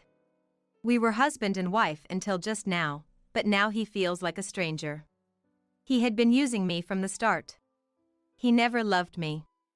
Otherwise, he wouldn't blatantly cheat and try to kick me out. I don't care what happens to such a man. No, I must bring him down thoroughly. With my mind made up, I lift my face and stare intently at him. My name is Elizabeth. I'm a 50-year-old housewife, married to Thomas for 25 years. Our son Richard, born a few years into our marriage, graduated from college and started working this year. Now my childrearing days have come to an end, I can finally do what I want. That's what I'm thinking now. But there's one problem. It's my relationship with Thomas. He is neither a good husband nor a good father. In fact, it's hard to find anything good about him. He cheats, and he doesn't properly contribute to the household expenses. Please, at least bring in enough for the living expenses. Huh? Don't get cocky when you're living off me. That's always his response. Maybe it's hopeless. Should I consider divorce? Lately, I've been thinking about it more and more. But I can't easily bring myself to mention divorce. The truth is, his father, Joseph, who is currently hospitalized and in poor health, entrusted Thomas to my care. I have to be grateful to Joseph and bear it as long as I can. His words can't be ignored. But the desire to divorce is strong. Caught between these conflicting emotions, I find myself reminiscing about happier times before our marriage. The trigger for that past happiness was a misfortune that befell my father, David. My family runs a small eatery. My father was in charge of cooking, and my mother served the customers. Needless to say, the food was delicious. But my father was incredibly bad at business. His dream was to feed delicious food to the customers. As many people as possible. A noble idea, I think. But that was the only thing he focused on in running the eatery. So he doesn't really think about profitability. Profit didn't matter as long as the customers were satisfied. That was his way of doing business. Obviously, it wasn't profitable. Consequently, our family finances were always tight. Nevertheless, as a child, I was proud to see the satisfied customers. So I never interfered with my father's business. However, during my college years, a crisis struck. The company supplying ingredients to our eatery went bankrupt due to unforeseen circumstances. We've already paid this month's bill. If this continues, we might have to close our restaurant. Our situation was already difficult. There was no extra money to spare. Seeing my parents so upset made me anxious, but as a college student, there wasn't much I could do. And it was unlikely that the bankrupt company could refund. Our only option seemed to be closing our eatery. That's when a regular customer of the eatery said, "Closing this eatery? It's too good for that. What a waste." But the company supplying us has gone bankrupt, and now we're in debt. Then let me help you personally, and you can revive the eatery with that. The regular, truly lending the money immediately to my father. You've saved us. We'll definitely repay you. Don't worry about the money for now. Just keep making delicious meals. Saying that, the man left the shop. Afterward, my father started dealing with a larger food wholesaler, which offered ingredients at a cheaper rate. Fortune seemed to smile upon us, and our family's eatery was saved from bankruptcy. About a year later, I went with my father to return the money to that regular customer. While my father and the man talked, a young man approached me. "It seems you've borrowed money from my father." Listening to him, I learned that he was the son of the man who lent us money. His name is Thomas, and he works for his father's company. "You're beautiful. How about going out with me sometime?" Me? Go out with you? Why not? Think of it as a way to say thanks for the loan. It's true that we were helped by the loan. But my father had already properly thanked him. I don't feel obliged to go that far, but as I thought this, Thomas whispered to me, "The daughter of an eatery owner is ungrateful." I could spread that around, you know. But that's... I couldn't talk back. Even if he did spread rumors, I don't think it would harm me. But it could trouble my father. And what would the customers think? With these thoughts, I couldn't refuse his offer. I don't like it, but I'll tolerate it this once. With that thought, I went out with him. But it turned out to be more fun than I expected. He was interesting to talk to, and he knew lots of places to go. The restaurants he chose were all tastefully picked. Despite my initial bad impression, he might be a good person after all. Maybe it was wrong to think that way. I soon found myself being asked out by him. "I have fun when I'm with you." "I have fun too. It is my first time that I can think about marrying." "If that was to you who are serious and good girl." Swayed by his simple words, I started a relationship with him, considering marriage. After that, he continued to guide me in various ways. Eventually, a few years later, I found myself married to him. Of course, I never thought at the beginning of our marriage that it was all a trap by him. He seemed genuinely kind, and I felt loved by him. But it was all a lie. As soon as we got married, his attitude changed drastically. "Here, this is my salary for the month. Manage it well." I opened the envelope he handed me. It was a salary statement. The salary itself was transferred to the bank, so it wasn't strange to receive only the statement. What struck me as odd was that the statement was handwritten. Nowadays, it's almost unheard of. But when I got married, 25 years ago, it was a time when personal computers were just becoming widespread, so a handwritten statement wasn't out of place. "There's over $1,000, so it should be enough, right?" I murmured to myself, trying to be convinced. I managed our life with that small amount of money. As our marriage continued, I gradually felt something was off. It was his lifestyle. He left home at a fixed time every morning. But his return was never at a set time. It varied day by day. I'm busy with various jobs as my father's successor. Then, could you call before coming home? Stop nagging. All right, I'll call. He shouted. His attitude made me feel even more uneasy. Maybe he's out playing around. Perhaps he even has an affair. I had these thoughts, but I was too scared of his shouting to confront him. In the end, I couldn't say anything, despite my doubts about his behavior. Eventually, our son Richard was born. I thought maybe he'd change a bit with a child. But he remained the same. Looking back, I think that's when I started considering divorce. Then, when Richard was about middle school age, I got a call from my mother while I was out shopping for dinner. What? Dad's in the hospital. It was news of my father's hospitalization. I rushed to the hospital. Mom's just exaggerating. My father laughed heartily. I felt relieved. But in that moment, I remembered something and my heart leaped. Oh no! I forgot to contact Thomas. By then, it was too late.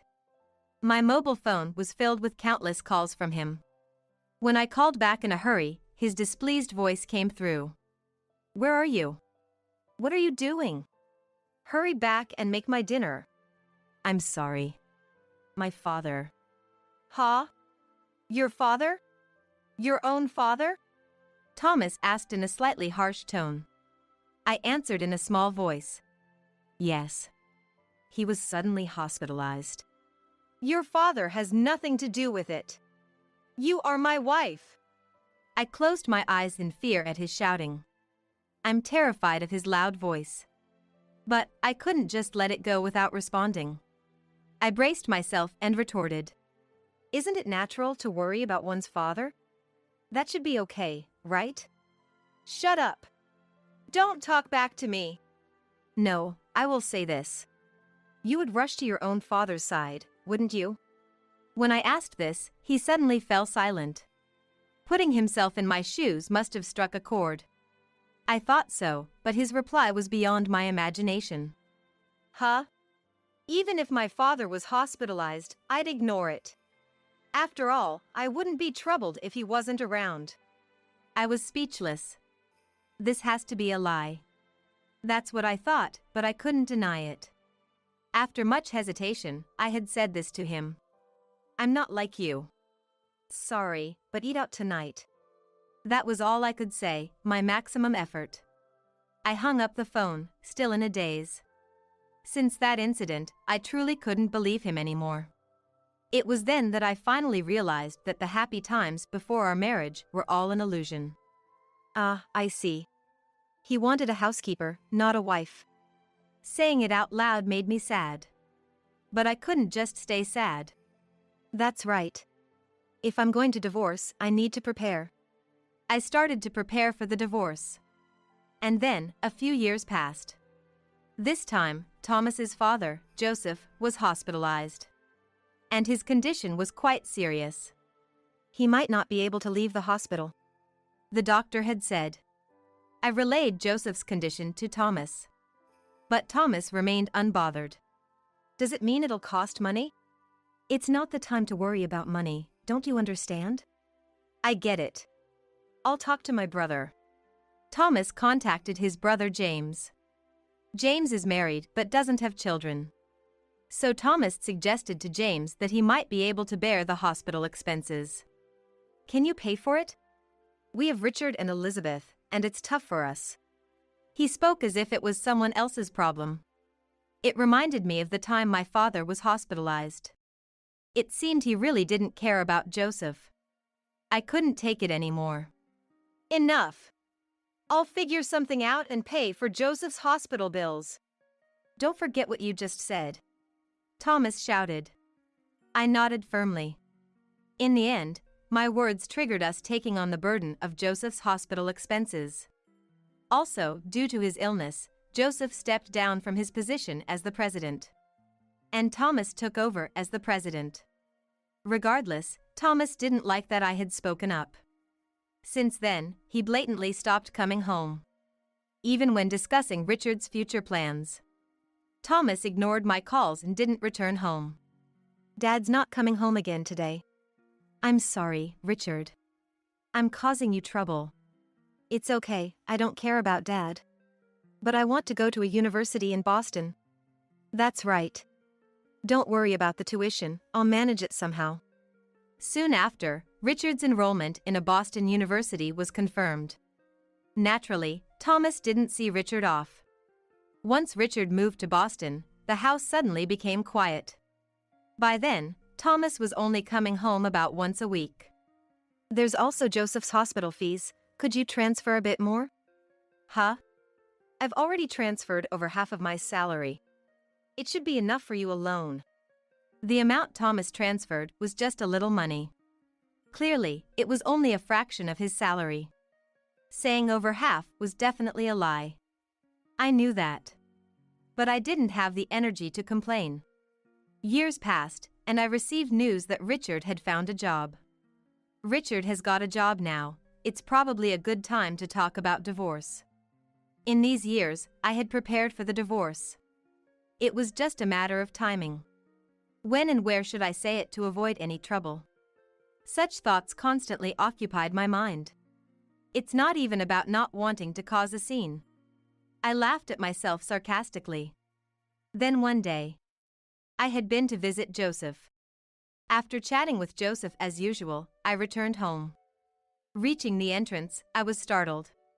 For some reason, the front door was unlocked. Could it be a burglar? Tentatively, I peeked inside the house. Then I heard the sound of the TV and Thomas's laughter coming from the living room. So Thomas was home. Relieved, I entered the living room. There, Thomas was watching TV, laughing loudly. You were home. Yeah, I thought I'd tidy up the house a bit. Tidy up?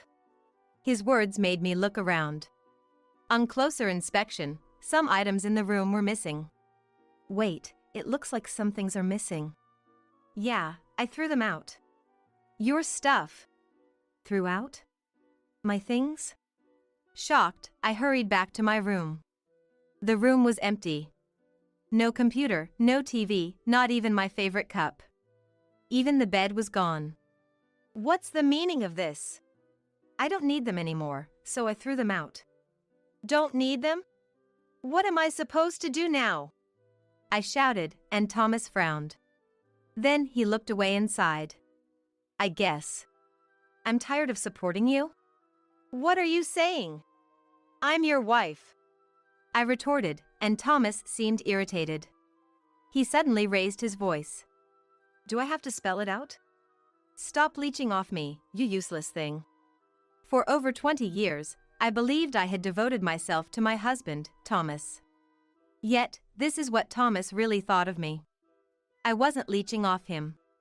I was merely devoted to him. But I can't put these thoughts into words. As my strength drains away, he continues.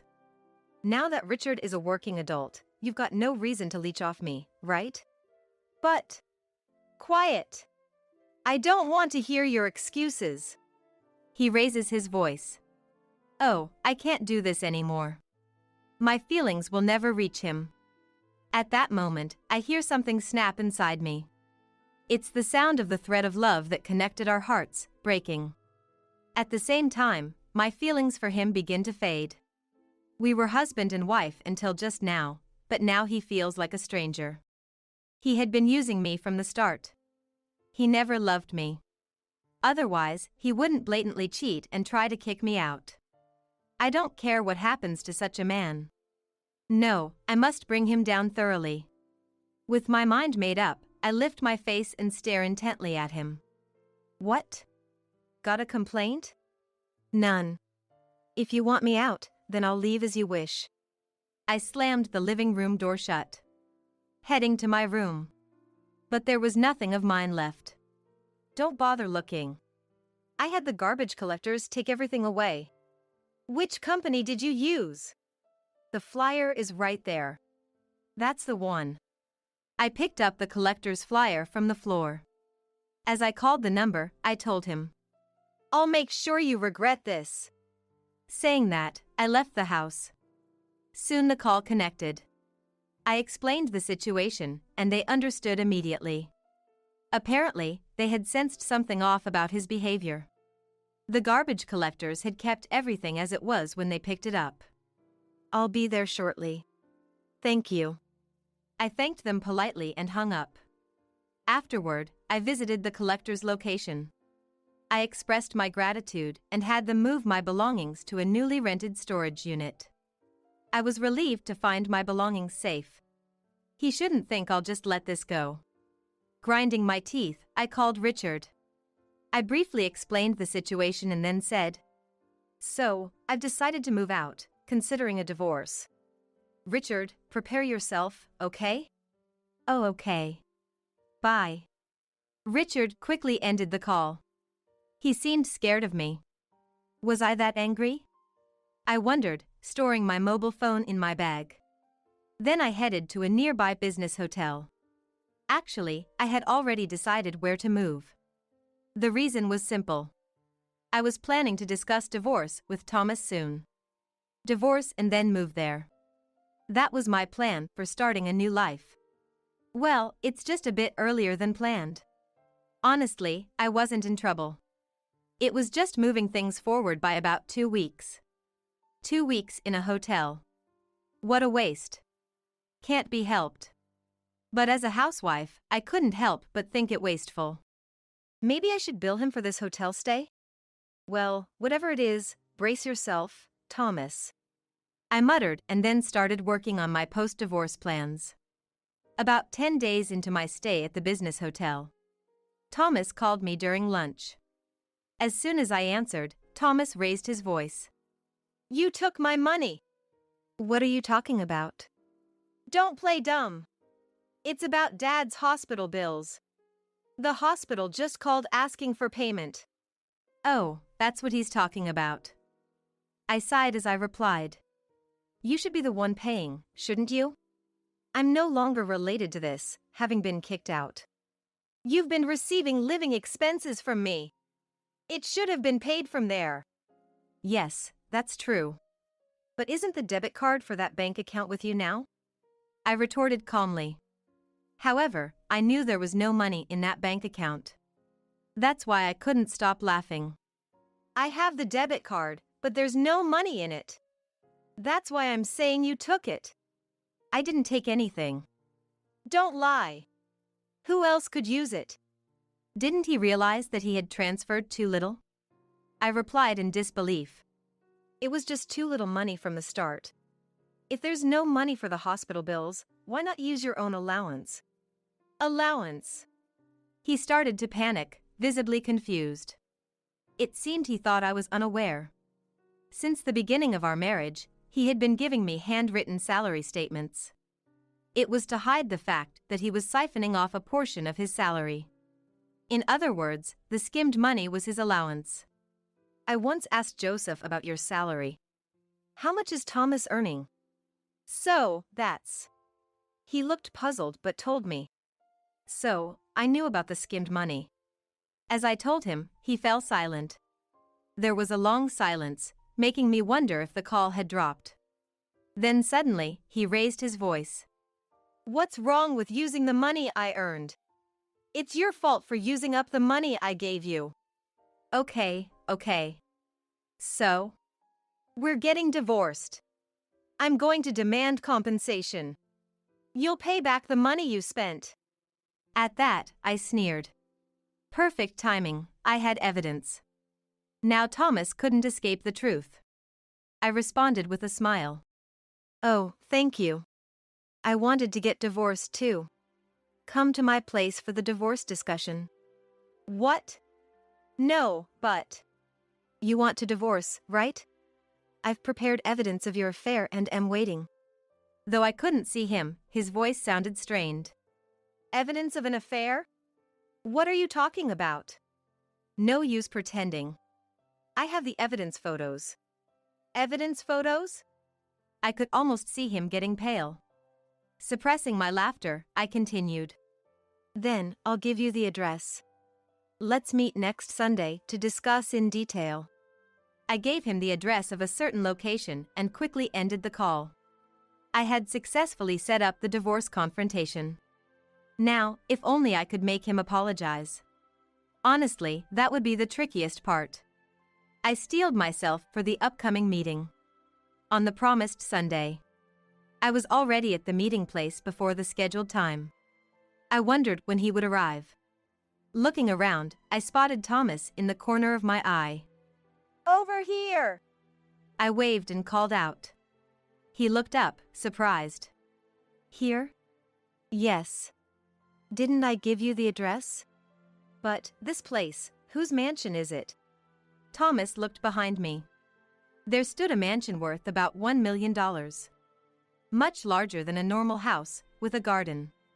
A 3-story building with a basement and a theater room.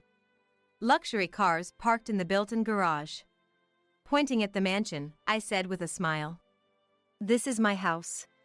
It's newly built, so it's beautiful, right? Your house? Yes. I thought I'd live here after the divorce, so I started building it a while ago. Yes, the place I had called him to was my newly built house. Thomas, thinking of me as just a housewife, was understandably shocked. Pushing him from the back, I led him into the house. I guided him to the living room. Let's start our discussion. This is my lawyer. I introduced my waiting lawyer. But Thomas was too distracted. Restless, his gaze never settled. He kept looking around, not even trying to see the evidence photos of his affair on the table. Also, he didn't respond when spoken to. Frankly, the discussion was unproductive. Eventually, he asked in a quiet mutter. How did you afford this house? While thinking, is that what you're curious about? I answered. I just bought it, normally. Liar.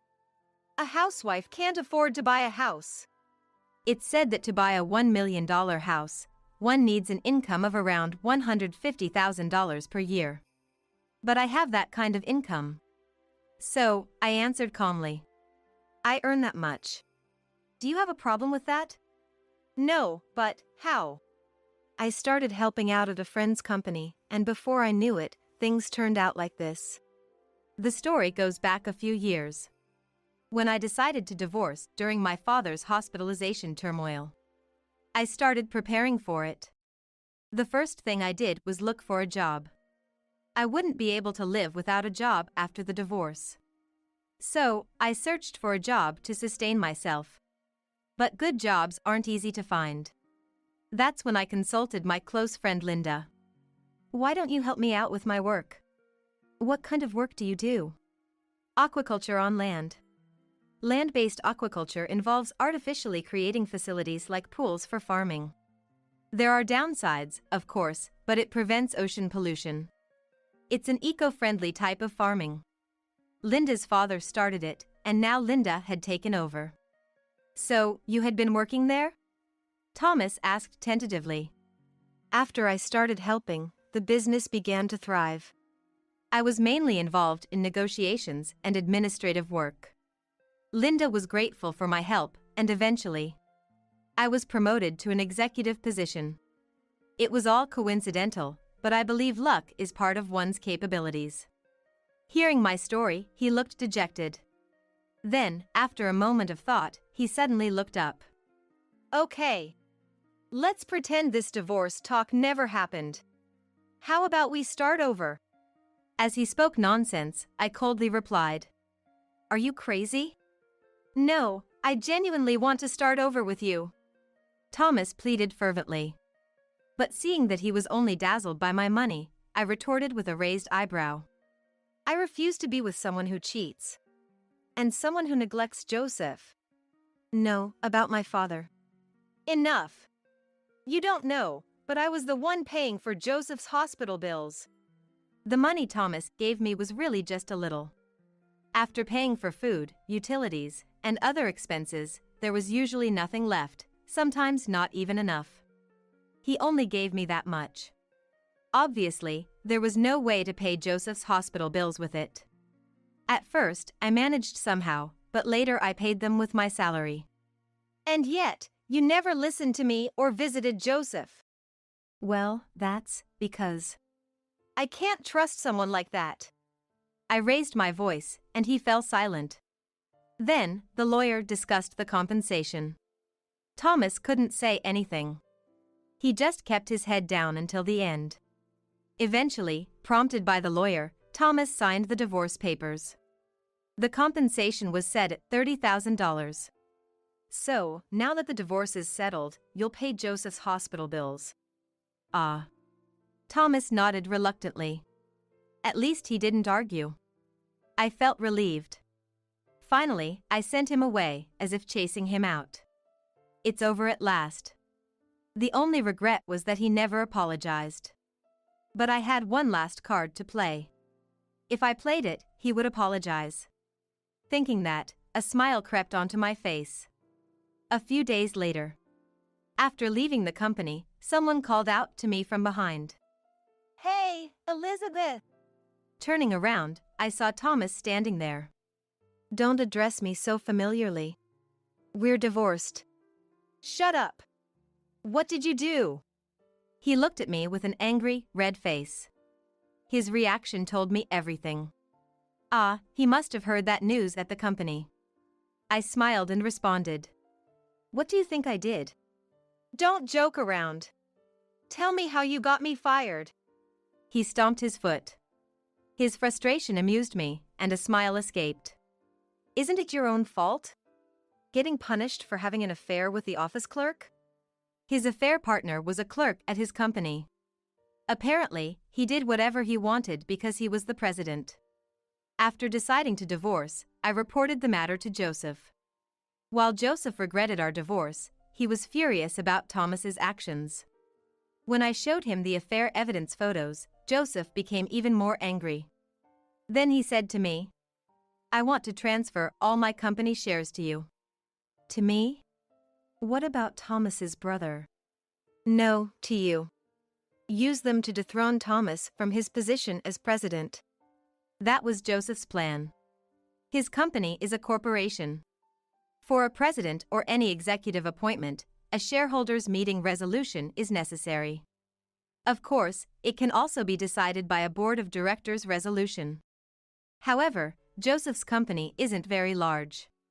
He holds most of the issued shares. This means that as a shareholder, he could make decisions alone. But it's common for small company presidents to hold the majority of shares. If I inherited all of Joseph's shares, I could exercise the voting rights alone. Nevertheless, Thomas's dismissal wasn't my decision. I informed James about acquiring the shares, and only reported Thomas's affair. The rest was up to James' judgment. James was considerate. James, huh? Why would he do whatever you say? It's not about following my orders. It's about doing what's best for the company. As I said this, Thomas collapsed on the spot. Then, he began to mutter apologies. I was wrong.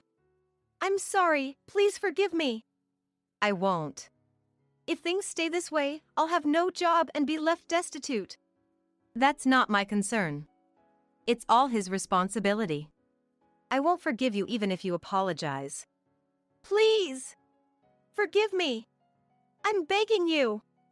He apologized profoundly right there. I turned my back. Sorry, but there's nothing I can do. Why not? If you own the shares. I sold them to James and his wife. I don't want anything to do with you anymore. At that moment, I heard his sobbing. Of course, I pretended not to hear and walked away. After his dismissal as president, Thomas had to leave the company. He might have stayed if he had been an employee or a working director. But Thomas was arrogant, having joined the company through Joseph's referral. I refused to be an employee. He even said that. So, when he was dismissed, he was kicked out immediately. Now he's working a part-time job at a grocery store, but re-employment at his age is difficult. He's likely to spend his old age in regret and without money. As for me, being divorced allowed me to focus more on my work. There's no talk of remarriage, but I have a few male colleagues. Spring might come again for me. I was thinking about this when Richard called. I'll bring my girlfriend over sometime. That's great. I'm looking forward to it. I failed in marriage, but I don't want Richard to. But I'm sure he'll be fine. Richard is much more sensible than me. Call 911 quick, what's happening? Oh no! On the verge of tears, panicking right in front of me is the woman who has long held the #1 spot in my personal most disliked list and has just been promoted to my Hall of Infamy, my dreaded mother-in-law. Just for reference, the runner-up is the brown intruder that takes up residence in my home every summer without any invitation. I'd rather not even utter his name. Please take a guess. The reason she's made it to the Hall of Infamy is because from this point on, I won't have to deal with her in my life. Goodbye, mother-in-law. My name is Michelle, 29-year-old office worker. I'm about to hit my 5th year of marriage with my husband, David. We don't have any kids. Yet. My husband and I work at the same company. Initially, he was my boss. I fell head over heels for him shortly after I joined the firm. Maybe my youthful vigor played a part in my relentless pursuit, but eventually he gave in and we ended up marrying. I was under the impression that I had initiated a romance, but after we married, he said, "Actually, I thought you were wonderful from the moment you joined the company." I remember how happy I was to hear this, laughing at his post-marriage confession. David is somewhat cool, or to put it another way, he seldom shows his emotions. But that doesn't mean he's cold. Quite the contrary, he's extremely emotional. When we went to see a tearjerker that was the talk of the town, David started crying heavily quite early into the film. Seeing this man, who usually appears unfazed by anything, showing this very human side made me love him even more. Our gears seemed to mesh well, and though we'd been married for a while, we'd led a peaceful life without any major fights. Then an event occurred that threatened our tranquil existence. It started with a phone call. "Hello, Michelle. My daughter's going on a long business trip. I'll be lonely, so let's get along well. Well, you haven't done much as a daughter-in-law anyway, so it's about time." What an annoyingly sarcastic message to receive after a long time of no contact. The caller was my mother-in-law, my husband's mother. From the moment we got married, she and I had never really gotten along. David knew this and told me I didn't have to try to get along with her if it was difficult. Of course, as a married woman, I wanted to be on good terms with my mother-in-law. But something unforgivable happened during our first Christmas gathering after the wedding. Before marrying David, I'd always lived at my parents' home, and regrettably, I wasn't good at cooking, relying too much on my family. When I made a fried egg, it was charred black. Once I moved out, I really appreciated my mother. When I tried to help with the cooking at the Christmas gathering, it didn't go well. "Oh, Michelle, how long are you going to spend peeling? You're really inconveniencing us."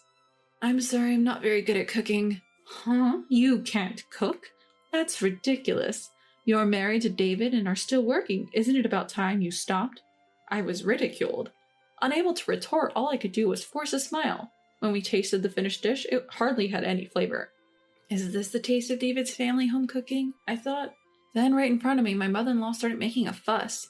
"What? You said you were good at making this dish, so I left it to you. Oh no, what is this? It's tasteless. Can you explain, Michelle?" She said this in a rather exaggerated manner. But I'd never said I was good at making the dish, let alone anything to her. I even asked, "Mother-in-law, do you not season your stew at all?" To which she glared at me. "The flavor comes from the ingredients. You don't even know that? How embarrassing." Is that so? Well, it might be somewhat true. I thought it would be better to add at least salt or soy sauce. But I had just followed my mother-in-law's instructions. In other words, her aim from the start was probably to embarrass me. I felt pathetic. Frustration welled up inside me, tears threatening to spill over. Is this what they call mother-in-law bullying? Will this go on forever? Such were my thoughts. Just then, my husband David suddenly stood up, took my hand, and headed towards the entrance. "Hey, what's happening all of a sudden?" My mother-in-law rushed after David in a panic, but he calmly put on his shoes. "Is it fun to start Christmas dinner with such a pointless argument?" he said to his mother, and then he forcefully shut the front door with me in tow. Throughout the ride home, David's phone kept ringing. Presumably, it was my mother-in-law. Seeing that David showed no intention of answering, I asked him, "The call, isn't it from your mom? Aren't you going to answer?" "She's always been like this. She loves belittling people, and that's why she got divorced from my father." David murmured, his gaze fixed ahead, his tone laced with sadness. When my mother-in-law realized David wasn't answering, she started calling me. David said it was fine to ignore her, so I did. Once she realized we had no intention of forgiving her, the calls from my mother-in-law ceased. After that, we didn't hear from her. However, we did receive a message from David's older sister who had been at the same gathering. My husband has one sister. She is a lot like David, not much for expressing her emotion. She isn't married yet, but I heard she has a fiancé. When I first met her, I greeted her and got a curt reply. "Oh, hello, I'm David's sister." When I expressed to David that your sister might not approve of our marriage, he just laughed. No, it's the opposite. She was thrilled to have a sister. She's just shy around new people. Trust me, she was glad to talk to you today. That's what he told me. Her message read, "Michelle, I'm sorry about Mom today. Even though you say you know nothing about cooking, I believe in you." She promised me that she who lives with her mother-in-law would take responsibility and handle the trouble so you can rest easy. From that point on, we never visited David's family home, and of course, we stopped communicating with my mother-in-law. That mother-in-law contacted me for the first time in years, and this was the reason. She hadn't changed a bit. Strangely, I found that refreshing. David's sister is a high-powered career woman who often travels for work, and her next trip was going to last 6 months. My mother-in-law, who hates being alone, couldn't bear it. David had told me she had no close friends because of her terrible personality. Well, we live close to David's family home, but we've had no interaction with them. So it's fine to just keep things as they are. That's how I felt, at least. Then one weekend, while David and I were enjoying a leisurely day, the doorbell rang unexpectedly. Wondering who it could be, I checked the monitor and was taken aback. There, on the screen, was my mother-in-law, whom I hadn't seen in years. "Hey, your mom is here." "What?" My husband, David, also looked very surprised, so it seemed he hadn't given her our address. "Open up, quickly." As she started making a racket outside, considering the nuisance to our neighbors, we reluctantly let her in. Marching inside, my mother-in-law commented, "This is my first time here, but the furniture is so plain and dreary. Is this your taste, Michelle?" David and I both prefer simple things and have carefully chosen our interior. It may seem plain to some, but we like it. For me, David's parents' house with its clashing reds and blues is dizzying and exhausting. However, this is a matter of personal preference, and it's not about who is right or wrong, so it's not common to voice such opinions out loud. But my mother-in-law is far from common. She's the type to openly speak her mind. "Why did you come here? If you came to say such things, could you please leave?" When David spoke coldly, my mother-in-law momentarily grimaced, then she turned to me and suddenly prostrated herself. "Michelle, I'm sorry about that time. It seems I misunderstood something and caused you distress." I couldn't immediately trust her, but when I said, "I'm sorry too," she smirked for a moment, but then took my hand and suggested that we should get along better from now on. I was also pleased to be recognized by her, as I didn't want to be disliked. She proposed to David and me that we should have dinner together on the weekends. David made a worried face and asked me, "Are you okay?" But I was tired of running away, so I agreed to her proposal. "I'll prepare everything, so don't worry about anything and just come and eat." With that, she cheerfully went home. "If something happens again, let me know right away. If anything happens again, we'll cut ties completely." David's words alone were reassuring to me. We headed to David's parents' house that weekend. The in-laws' house, which I hadn't seen in years, was just as it was, but remembering what had happened made me feel a bit sick. As we entered the house, my mother-in-law greeted us cheerfully. On the table were David's favorite steak and salad, and then in a small dish, oh no, stew. Just like that day, stew was served. This time, they were lightly colored. "Come on, eat up. Eating alone isn't fun," so I got excited and made too much. Bracing for something to happen, but nothing seemed off, I took her word and started eating. As I ate, my mother-in-law watched me with a smirk. After I finished eating, she seemed unhappy. Seeing her like that, I thought, serves you right. Once back home, I immediately ran to the toilet. David was worried, asking what was wrong. "Are you okay? Should we go to the hospital?" He offered, but after taking some stomach medicine and lying down for a while, I felt better. I still felt a little unwell the next morning, so I took the day off from work. I'm sure it was because of that. That's what I thought. However, since I couldn't confirm that my illness was due to my mother-in-law's cooking, I didn't discuss it with David. After all, it wouldn't feel good to see or hear about his mother, who was supposed to be on my side, doing something as petty as harassing me. I decided to discuss it after I had solid evidence. I would come to regret this decision. The following weekend, we were invited by my mother-in-law again and headed to the in-laws' house. The menu for the day was roasted pork, and almost mockingly, there was stew in the small dish again. That day too, my mother-in-law stared at me as I ate. Once again, she watched me, my face unchanging with a bored look. Just like the previous week, I felt ill on the way home and ended up vomiting in the car. David, sensing something serious was amiss, immediately took me to an emergency clinic. The diagnosis was food poisoning. "Did you eat anything spoiled?" Without hesitation, I replied yes. Fortunately, my condition didn't worsen and I recovered by the next day. Of course, I discussed the situation with David. In fact, I told him I suspected that my mother-in-law had used spoiled ingredients in the dishes she served me. The first time I tasted the steak, I noticed an unpleasant taste the moment I took the first bite. The inside was nearly the color of raw meat. The fact that David didn't say anything made it clear that my mother-in-law had intentionally tampered with my portion. The vegetables in the stew were also nearly raw, barely cooked. Even the bread tastes stale, while David and my mother-in-law had fresh baked bread. My soup was the only one without any ingredients. The roasted pork from the other day was the same. When I flipped the meat, I could see that it was hardly cooked. Despite all this, I finished my meal entirely out of stubbornness. Seeing my mother-in-law's frustrated face as I remained unfazed, I felt a bit relieved. However, David was pretty mad at me for keeping quiet about it. The next day on his way back from work, David said he would talk to his mother and headed for their house. As expected, my mother-in-law played dumb, but David was not one to let it slide. He reportedly told her, "We are cutting ties. Don't contact us again." My mother-in-law hadn't anticipated being cut off and resisted, but David's resolve did not waver. Seeing David like this, she finally gave in and agreed to his terms, but only after proposing one condition of her own. "And what's that condition?" I asked.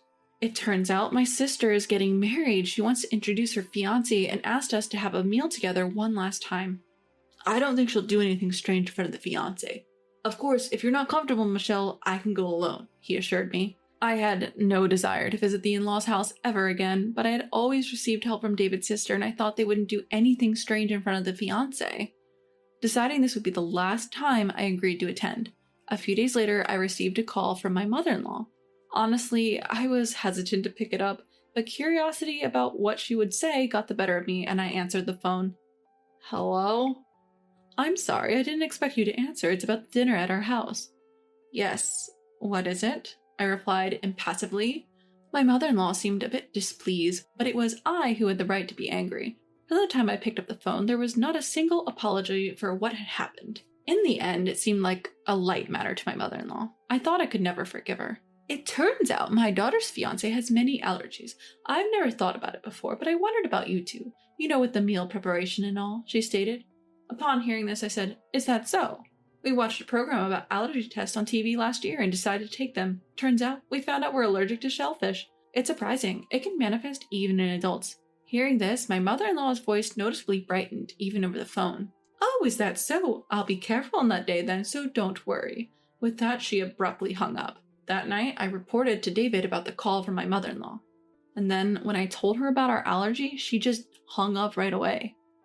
David listened quietly to my story. The following month, the day of the meal at my in-laws' house arrived. Upon arriving, I saw my mother-in-law in the kitchen. Thinking I should help out like a proper daughter-in-law, at least for the last time, I offered to assist her. "Don't come in here." We were taken aback by my mother-in-law's unusually loud voice. "All right, just consider yourselves guests today, since it's the last time," my mother-in-law insisted. We decided to take her up on the offer, wondering if it was her way of showing remorse. Just as the meal was ready, my sister-in-law texted my mother-in-law. "Reddingly, start without me." Given the time, we decided to begin eating. The food looked normal. As I hesitantly started eating, my mother-in-law laughed and said, "Do you think I did something again? You're a wicked woman, Michelle. Was the food poisoning really my fault?" She was still on about that when David glared at her. "If you want to talk like that, we can leave right now." Whether she was frightened or not, my mother-in-law fell silent. "Let's forget about what's done and done. Try the soup, Michelle. It turned out really well," she said. Forget what's done and done? The perpetrator has no right to say that. I thought to myself, but I couldn't just not drink it. As I lifted the soup bowl, David chimed in. "Is it really that good? Let me try," and took the bowl from me. Wait, that's meant for Michelle," my mother-in-law shouted, but it was too late. Ugh. David suddenly looked in pain and collapsed. My mother-in-law was panicking. "Call an ambulance, hurry! Why?" She tried calling out to him, but he was unresponsive. My mother-in-law was on the brink of tears from the panic. As I watched her, I asked, "What's in the soup?" "It looked like normal vegetable soup." "Shut up. That's not important right now," she retorted. "I'm the one who will accompany him to the hospital. I need to tell them what he ate. So what's in the soup?" "It's just normal vegetable soup." "Isn't it? You probably already know, but the person with the shellfish allergy is David, not me." Unable to bluff any longer, my mother-in-law admitted, "It's a vegetable soup with the broth made from shrimp and crab. I don't understand how this happened. I made it for you." "So it would have been fine if it was me?" "Of course, you even lied about having a shellfish allergy. If something happens to my son, I won't forgive you." My mother-in-law, who had brazenly shifted the blame onto me, declared this while glaring at me. I had never once said that I had an allergy. It was all just her jumping to conclusions. If you understand, call the ambulance. No need to. A low voice resounded, and David, who had been in pain, slowly got up. I didn't drink the soup. I wanted to see a reaction. I didn't think it would turn out like this, though. In fact, David was the one who proposed this plan. When we first addressed my mother-in-law, David and I noticed something. My mother-in-law didn't realize, but we could clearly see the shrimp and crab that had likely been used for the broth. I looked at the food laid out on the table. There was no trace of shrimp or crab anywhere. We thought that it must be the soup and exchanged glances. Of course, David didn't touch his soup at all. If nothing happens today, I was considering reconnecting, as Michelle suggested, but you. I didn't know how serious an allergy could be, she claimed. That's not possible. Seeing her panic when David started to suffer, it was clear that ignorance was no excuse. The fact that she looked at David and thought it might be an allergic reaction was proof enough. Did you really do this thinking Michelle was allergic? I can't believe it. Never show your face to us again. When David said that, my mother-in-law snapped back, Fine, do as you wish. And to have a daughter-in-law who can't cook, it's embarrassing. I have my daughter. I'll rely on her for the rest of my life. I don't need you. And with that, she started laughing hysterically. Are you kidding me? Give us a break. Simultaneously, with that voice, the door of the next room opened. Standing there was my sister-in-law. My mother-in-law was surprised, her eyes wide open. Actually, we had told my sister-in-law everything. She thought it was something her mother would do, and depending on the outcome, she said she would cut ties too. The dinner with her fiancé was also a lie made up by David and my sister-in-law. She had sneaked back home while my mother-in-law was cooking and hid. I saw everything and I heard it all. Was this how you were planning to torment my fiancé if he didn't meet your standards? I would never do something so terrible. My mother-in-law claimed, but David shouted back, That's exactly what you've done. Recognize that you're the one in the wrong. This left my mother-in-law utterly deflated. Anyway, pack up and leave by the end of this month. Since Dad's divorce, I've been paying the rent and the property is in my name. What? Even if you try to stay, it's useless. I'm canceling the lease at the end of this month. My sister-in-law really was getting married and had decided on a new home, and that destination was Singapore. There was no way to follow. The responsible sister-in-law had been looking after her useless mother-in-law who showed no signs of wanting to work after the divorce. Although my sister-in-law was fed up, she had told her fiancé and was still planning on living together. But she could not live with her mother who might threaten her precious fiancé's life. Her act, which disregarded life even if it was an attempt, was enough to anger my sister-in-law. It would be too late if something happened. That's what my mother-in-law had done. Even if you try to depend on us, it's futile. We have already moved and will absolutely not tell you our new address. When I said that, my mother-in-law glared at me. Also, you call me a bad cook, but after that day, I worked hard because I was frustrated. I've been going to cooking classes and have now become quite a good cook. Since I found out about David's allergy, I've been careful with our meals and even got a qualification in nutrition management and food education through correspondence.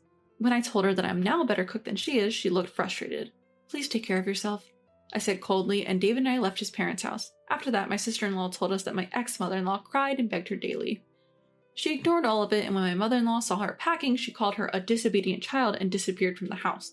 In the meantime, my sister-in-law moved and successfully departed for Singapore. Now she is married and living happily. By the way, David's father contacted him a while ago. Even though they were divorced, David and his sister sometimes stayed in touch with their father. According to him, the ex-mother-in-law suddenly appeared at his workplace. I could marry you again, you know. For some reason, she said such an absurd thing to him. Of course, he didn't entertain the idea and had her taken away by security. However, the story didn't end there. She apparently followed him home and barged in. He already has a new family, but the ex-mother-in-law didn't seem to know and screamed, "You're cheating!" The police were called immediately and she was taken away. His father's current wife is a very cheerful person and knows about the past where he was oppressed by his ex-wife's high-handed attitude. If she comes again, I'll brandish pans in both hands to scare her off. She seemed to be quite spirited about the situation, so it seemed okay. We don't know what happened to my ex-mother-in-law after that. With her personality, she's likely to survive, but it's certain she'll have a hard time as she has no one to rely on. It's karma. We as a couple are living peacefully in our new home. I quit my job and David was headhunted by a company with better conditions than before and changed jobs. In fact, shortly after that, we found out I was pregnant. David was present at the birth and his cry of joy echoed louder than the baby's first cry. Seeing David crying so much, the doctors and nurses were laughing, but I thought again that I was glad I married him. My name is Olivia. I'm 35 years old. I've known my husband Nick since our college days, and we've been together for about 15 years, including the time we dated. Both Nick and I are still working at the company we joined after graduation. Both of us working makes life easier. The more income, the easier life gets. Let's do it. I agreed with Nick's words and chose to keep working after we got married. I didn't hesitate because I didn't want to waste my hard-earned career. There was also another proposal that came soon after we got married. Things at home might get tough with both of us working, right? What do you think about living with the parents? I immediately accepted the proposal. I'm delighted. I want to live with your dad and mom, and with Lola too, right? Yay! You all really get along well, don't you? Even dad and mom and Lola. She talks about wanting a sister in front of me. I wish she would consider my position a little. I had established a good relationship with Nick's family during courtship. Every time I went to visit, they welcomed me with a smile, and we often went out together. So I never doubted them until we got married and lived together. I was looking forward to becoming a family after marriage. There was not a single thing that made me anxious. At 5 o'clock in the morning, I turned off the alarm on my smartphone and got out of bed. I quickly got dressed and headed to the kitchen. As I put on my apron, I boiled water, took out bacon and eggs from the refrigerator for breakfast, and continued preparing for the morning. When I put the morning paper that I had taken from the mailbox on the desk, my father-in-law came downstairs from the second-floor bedroom. Good morning. Good morning. I'll prepare the coffee. My father-in-law nodded and sat down at the dining table. It was 6 o'clock in the morning, and he always goes to work before 7 because he starts early. He's a high-ranking executive at a major company, famous even at my company for being skilled. However, at home, he's only quiet and never acts high and mighty. That was delicious. When he finishes eating, he always brings his dishes to the sink. At first, when he brought them carefully, I told him, "You can leave them there." "It's all right. Let me do at least this much," he responded. He doesn't talk much, and we rarely have a chance to chat, but I think he's a very kind person. It's been almost 6 years since we started living together like this, and everything has gone as planned with only my father-in-law. At 6:45 in the morning, Lola would come stomping down the stairs from the second floor. "Oh, I'm sleepy." "Good morning, Lola." However, Lola ignored my greeting. She came to check the kitchen as is. "Ugh, I was in the mood for cereal today." "Oh, I'm sorry, I made pancakes today." I knew what was going to happen next. Ignoring my explanation just like she ignored my greeting, Lola started throwing all the pancakes I had worked hard to make into the trash. "Okay, let's make them again." Lola dumped the empty plate in the sink as if to tell me to wash it. From the first day of our marriage and living together, I received a harsh invitation into my role as a wife. And it wasn't only Lola. "Yuck, yuck, what's this? You didn't make pancakes?" At 7 o'clock in the morning, my mother-in-law would slowly wake up.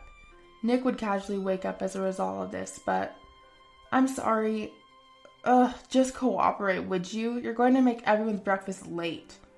I'd initially complained that Lola had thrown the pancakes in the trash, but it seemed that my protest fell on deaf ears. Upon seeing their unsettling, gleeful grins, I realized I had been tricked. On my very first day, I already wanted to quit this co-living arrangement, but I thought given time they'd come around. However, even after 6 years, nothing had changed. I felt utterly helpless.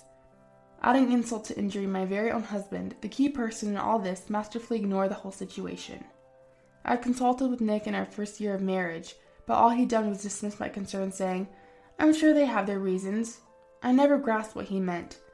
Even after repeated complaints, all he did was shift the blame, telling them exactly what I said. "Olivia doesn't like it, so you should stop." That was when I realized he wasn't just lacking tact. He simply didn't care about anyone but himself. Of course, the harassment from my daughter-in-law didn't end there. I ate my breakfast standing up, snatching bites while doing other chores, leaving no time to sit down and enjoy my meal.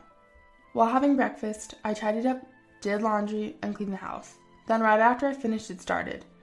"On your way back, could you pick up some snacks? Oh, and if you're going shopping, could you get my makeup too?" Needless to say, they never offered any help. The reason I wake up at 5 a.m. is because I still have a job.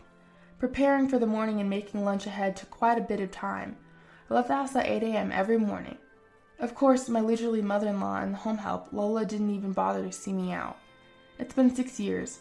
I've gotten used to it, but every morning I left for work, I whispered to myself, "This isn't what I signed up for." I work as an office administrator. My office hours end at 6 p.m., but often I end up working an extra hour or two. At first I used to work overtime regularly. However, I was constantly harangued by calls to my office. "Is my daughter-in-law there? Can she stop working overtime?"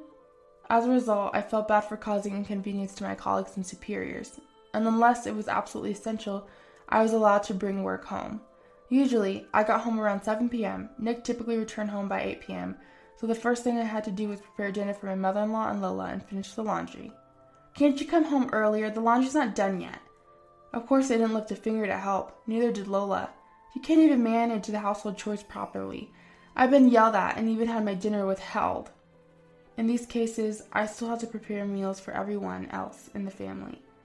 After they finished eating, they wouldn't carry their dishes and demanded coffee in the living room.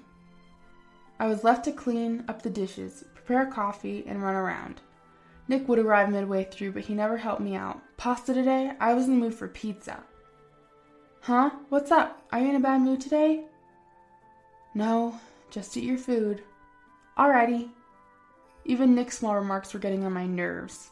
After Nick and the other two had fallen asleep, I still needed to stay awake. I had to complete household chores and then finish up my work brought from the office. What should I do? At this rate, I might not be able to finish on time. Maybe I'll just do as much as I can now and continue during my lunch break tomorrow. "I'm home." Father-in-law, welcome home. I apologize. I'll prepare dinner right away." I was so absorbed in my work, I didn't notice father-in-law had returned home, but he simply replied, "No, I'll take a shower first," and went into the bathroom. In the meantime, I tidied up my laptop and started preparing the meal.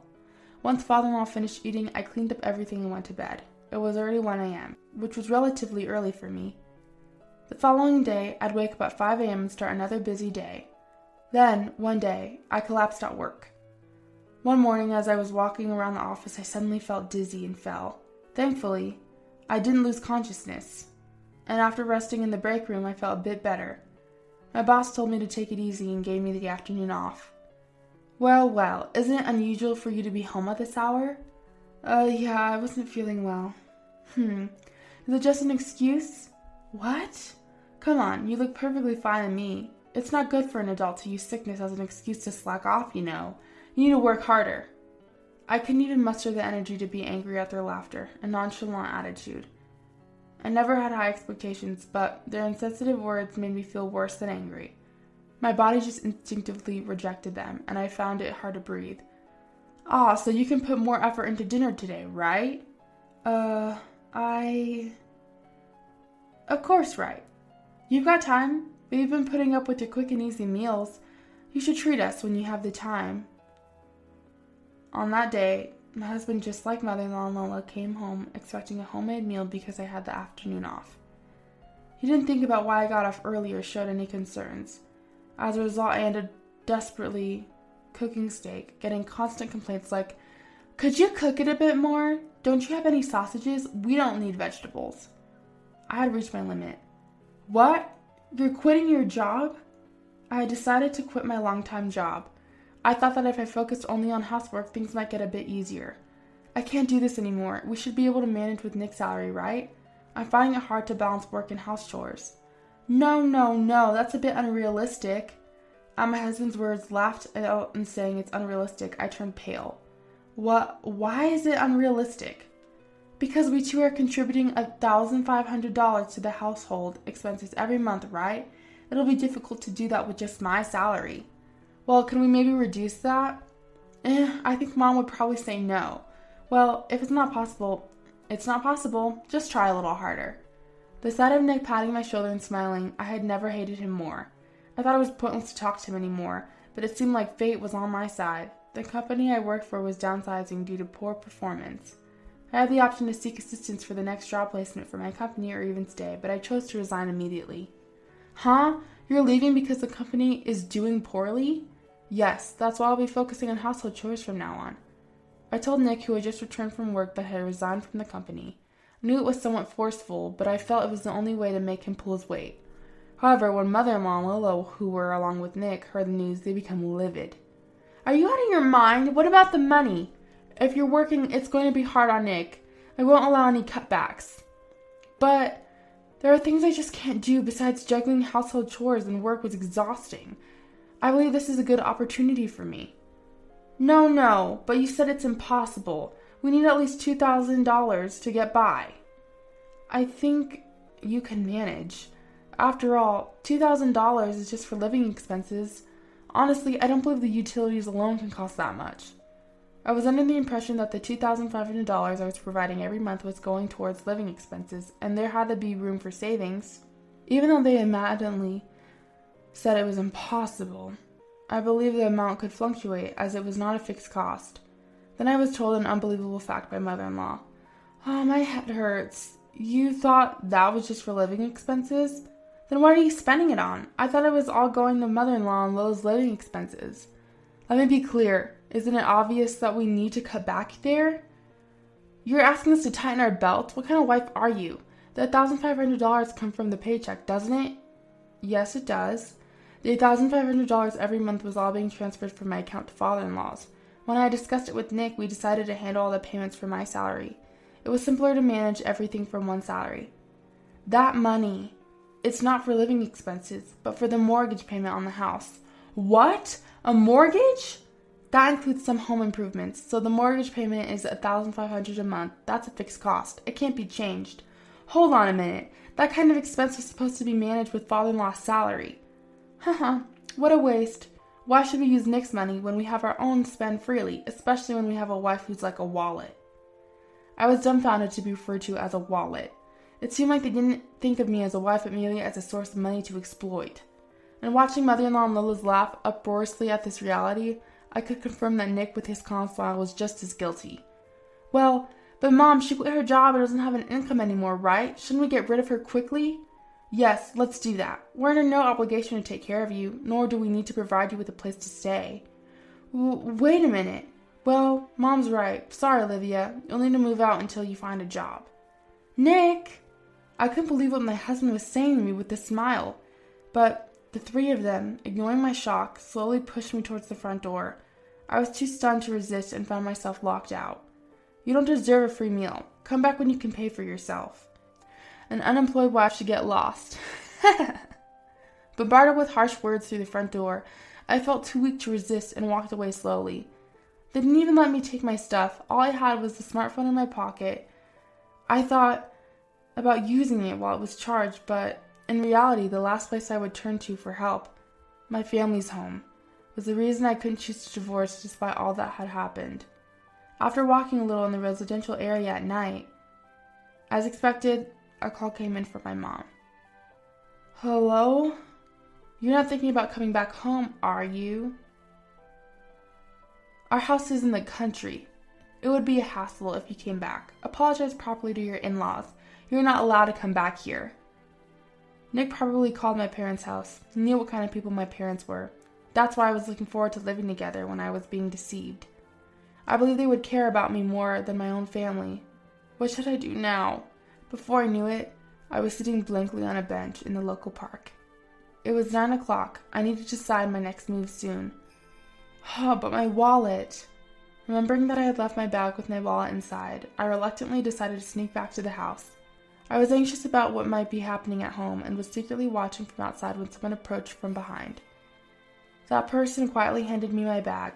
It was my father-in-law, who had found my bag at the front door after coming home from work. Several weeks had passed since I left home. During that time, there seemed to have been trouble at the in-laws' house. Where is Olivia? Come back. Come back, hurry! Hey, where are you really? I chose not to block messages, but I ignored all the notifications. I didn't feel like replying, but I was also busy at the time, so I deliberately left them hanging. A month later, I mailed divorce papers to be filled out. I also hired a lawyer referred to by my father-in-law and claimed a refund of the $99,000 for the house mortgage that I had been paying for 5 years and 6 months at a rate of $1,500 per month. I also added a small claim for compensation in the divorce proceedings against the three of them. Immediately, Nick started calling me like a demon, so I had no choice but to answer. What's with that lawyer? I won't accept a divorce. Well, let's settle in court then. Goodbye. Wait, I'm in a tough situation. Please withdraw the claim. Mom has also been served divorce papers by Dad, and he said she could do whatever she wants with the house. Mom said she wants to stay here. Why don't you support her then? That's the hard part. That's why I'm saying please come back. No way. Why should I go back to such a hell? I couldn't hide my irritation as I listened to my husband's selfish claims. And right now, the parents' house is the worst situation. It's become like a garbage dump because no one's doing the chores properly. Why don't you do the chores then? That's your job as my wife. Then how about paying me for the housework? It's $12 per hour, from 5 a.m. to 8 a.m., and from 7 p.m. to midnight. I'll do the housework if you can pay me monthly for these hours. You're out of your mind. There's no way I'm paying you for that. It's a wife's job to handle the housework. There's no paycheck for household tasks. My father-in-law did pay me. What? On the day I was kicked out, my father-in-law, who had handed me my bag, bowed his head deeply to me. I'm really sorry. I warned him several times, but I never thought it would come to this. Father-in-law, I know about your parents' house, Olivia. I feared that something like this might happen eventually.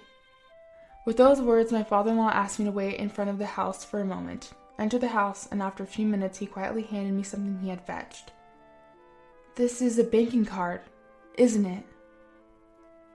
What my father-in-law handed me was a banking card in my name. Soon after we got married and started living together, my father-in-law had asked me to open an account, as he knew someone who worked at a local bank. Remember the troubles that started as soon as we moved in together? That's why I thought it would be troublesome if something happened, so I made this. I knew right away when we got married that he was doing something when I wasn't around. I warned him several times, and I was fooled by his act of pretending to reflect on his actions. So I want you to accept this money. Please consider it as my way of making amends. When I sneakily checked and there was about $200,000 in the account, I was shocked. I owe you nothing but gratitude, father-in-law. Well, I was busy with work. I think I should make up for the fact that I hurt Olivia during that time. It's a token of my gratitude for always making delicious meals for us. Thank you so much. The others used to brag about it, but actually before Olivia came, I was doing most of the housework. It's also my fault for spoiling the family. Please forgive me. I can't believe it. Also, this money is what Olivia should receive for her hard work doing housework for the past 5 years and 6 months. It's your salary for housework. I just calculated the hourly wage as $12 on my own, but I hope that's okay. I was moved by the warmth of another person, and it felt so comforting that I could only nod through my tears. If you can't afford it, then pay me. I'm done working for free. I don't care how much you guys struggle. You need to experience even more hardship. Don't say such harsh things. Please, I beg you, it was my fault. Forgive me, I'll do anything. Then my mother-in-law Lola started sobbing on the other end of the phone. I was wrong, I'm sorry. I was just enamored with a drama I watched recently. It wasn't my true feelings.